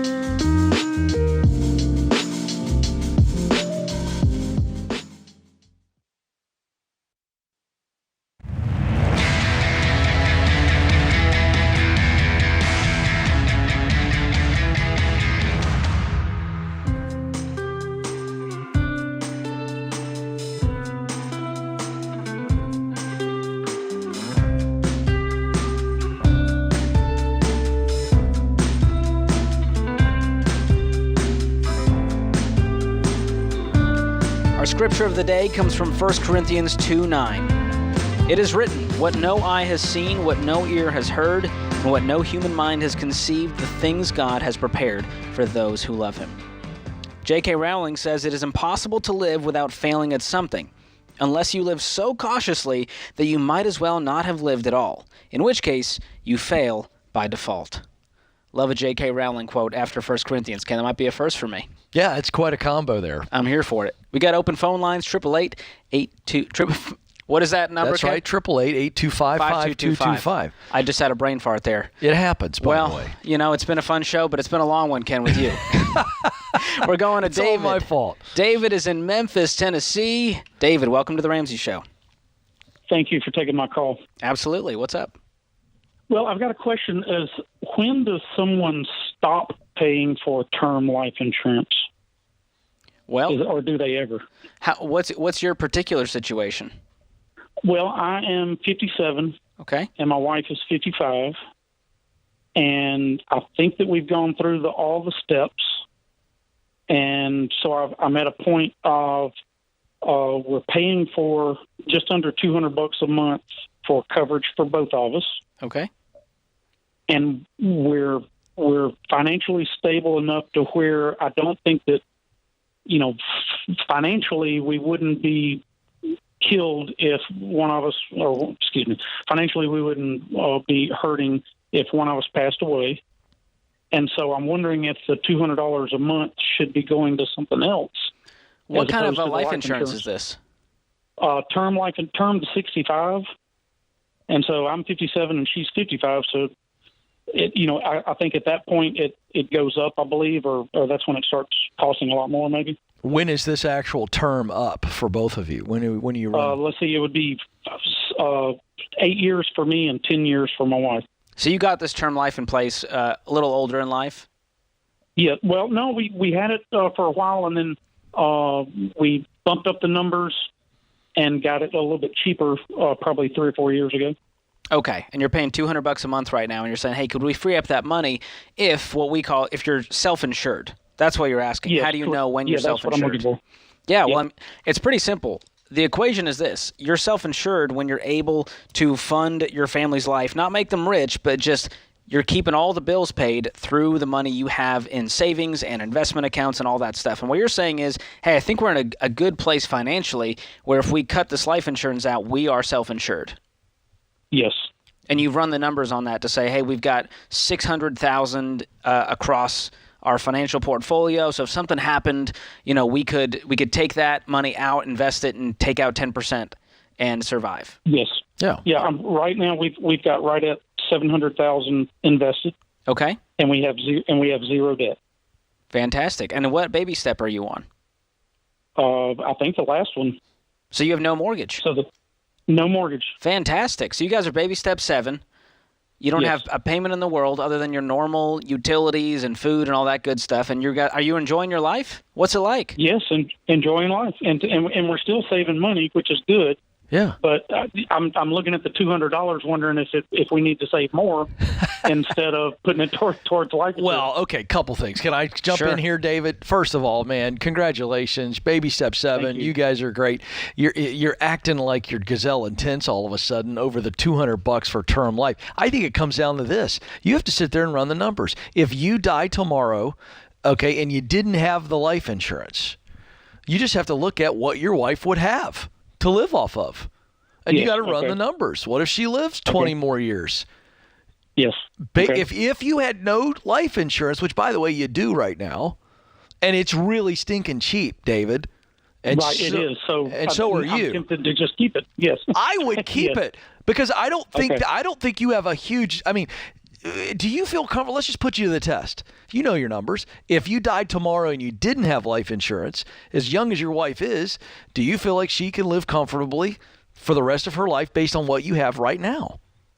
I think she could. However, it may help if she had another, $400,000 sitting in the bank. It would give her a little more security. Then there's your answer, David. Okay. All right. The $2,400 a year that you guys are spending on this, I feel like right now is well worth it. Totally worth it. To give you guys that peace of mind, the security. It's not a huge line item in your budget where it's crushing you guys. You have all the margin in the world. Right. So I'd hang on to it for now. You guys are baby steps millionaires, I assume. We're really close. They're really close. Woo! But listen, by the time you're 65, the amount of money you're going to continue to save between now and then, okay? I mean, dude, then you don't need to renew it, right? Then I don't think you need it. But I think right now I'd keep it. Absolutely. Way to go, David. It's inspiring to hear stories like that, Ken. People are doing some things right. That's amazing. I'm here for it. All right, we're going to Colin in Cincinnati. Colin, welcome to the Ramsey Show. Hello, thank you for having me. How are you guys? Doing great. How can we help? So I was recently awarded a scholarship that covers my tuition, and it also awards me $25,000 a year or $2,000 per month.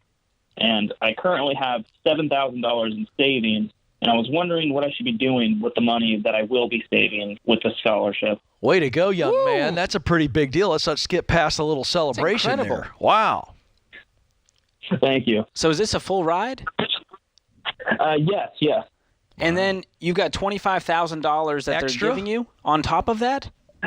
Yes. What did you do, man? You won the lottery.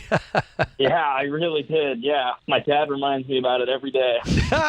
That's a good dad. Yeah. So what can you use this $25,000 on? What are the stipulations of this money?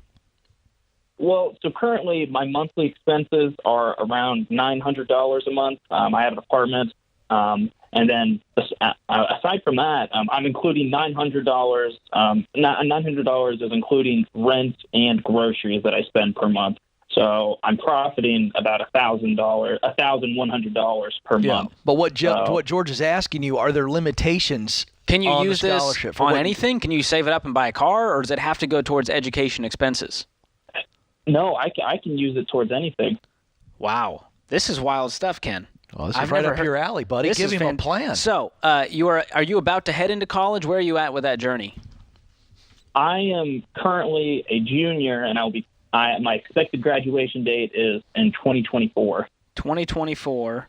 Okay, so how many years is this? Because it's not adding up for me. Is this a longer than a 4-year program? It is. It's a 5-year program. Okay, and what are you majoring? What's the degree? It's an information technology and software development. Nice. This kid's going to be all right, Ken. Yeah, I think so. This is great news. You're asking, what do I do with the extra $1,100 a month, right? Right. Well, the best investment you can make until you graduate, obviously you're going to go to college debt-free, it sounds like, for the rest of your college career, right? Yep. So what I would do if I was you, I would sock away that money in a savings account, nothing crazy. Don't go investing this money, and pile this money up so that when you graduate, you know what you have? A pile of money. And you can start your adult life, and maybe you might be that weird kid who pays cash for a home, or that guy who's 23, 24 years old and is putting down a crazy big down payment and starting off his life in a great way instead of struggling under the weight of student loan debt like millions of Americans. So if I'm you, I'm not getting crazy with it. Enjoy some of it. You're in college, have some fun, but I would try to sock away, $500, $600, $700, whatever you're comfortable with that for that margin, to just sock away in a savings account, maybe a money market account, a high-yield savings account with an online bank. You'll probably get about 0.5%. So the point of this is not to get fancy and make a lot of money. The point is to just create a pile of money that you can start your adult life with. Okay. Is there a big purchase that I should be saving up for, as in, like, big picture? Do you have a car? What am I... Yes, my parents paid for it, so wonderful. I've got a free car right now. Other than a house, your car and your house are going to be the biggest ticket items. I can't think of anything where you're going, all right, you may want to furnish the house once you move into it, things like that. But I would just save that up. Make sure you have that 3 to 6 months of expenses saved up in a savings account, and that you're investing your 15%. Once you graduate, you've got that job. But man, you're doing so great. This is like a humble brag, Ken. Congratulations, I'm here for it. Colin. Way to go, Colin. Way to go, dude. We're proud of you, man. That puts this hour of The Ramsey Show in the books. I want to thank Jenna and Kelly, our phone screeners, Ben Hill, our producer, Ken Coleman for being a great co-host today, and you, America. Thanks for tuning in. Until next time, spend wisely, save intentionally, and give generously.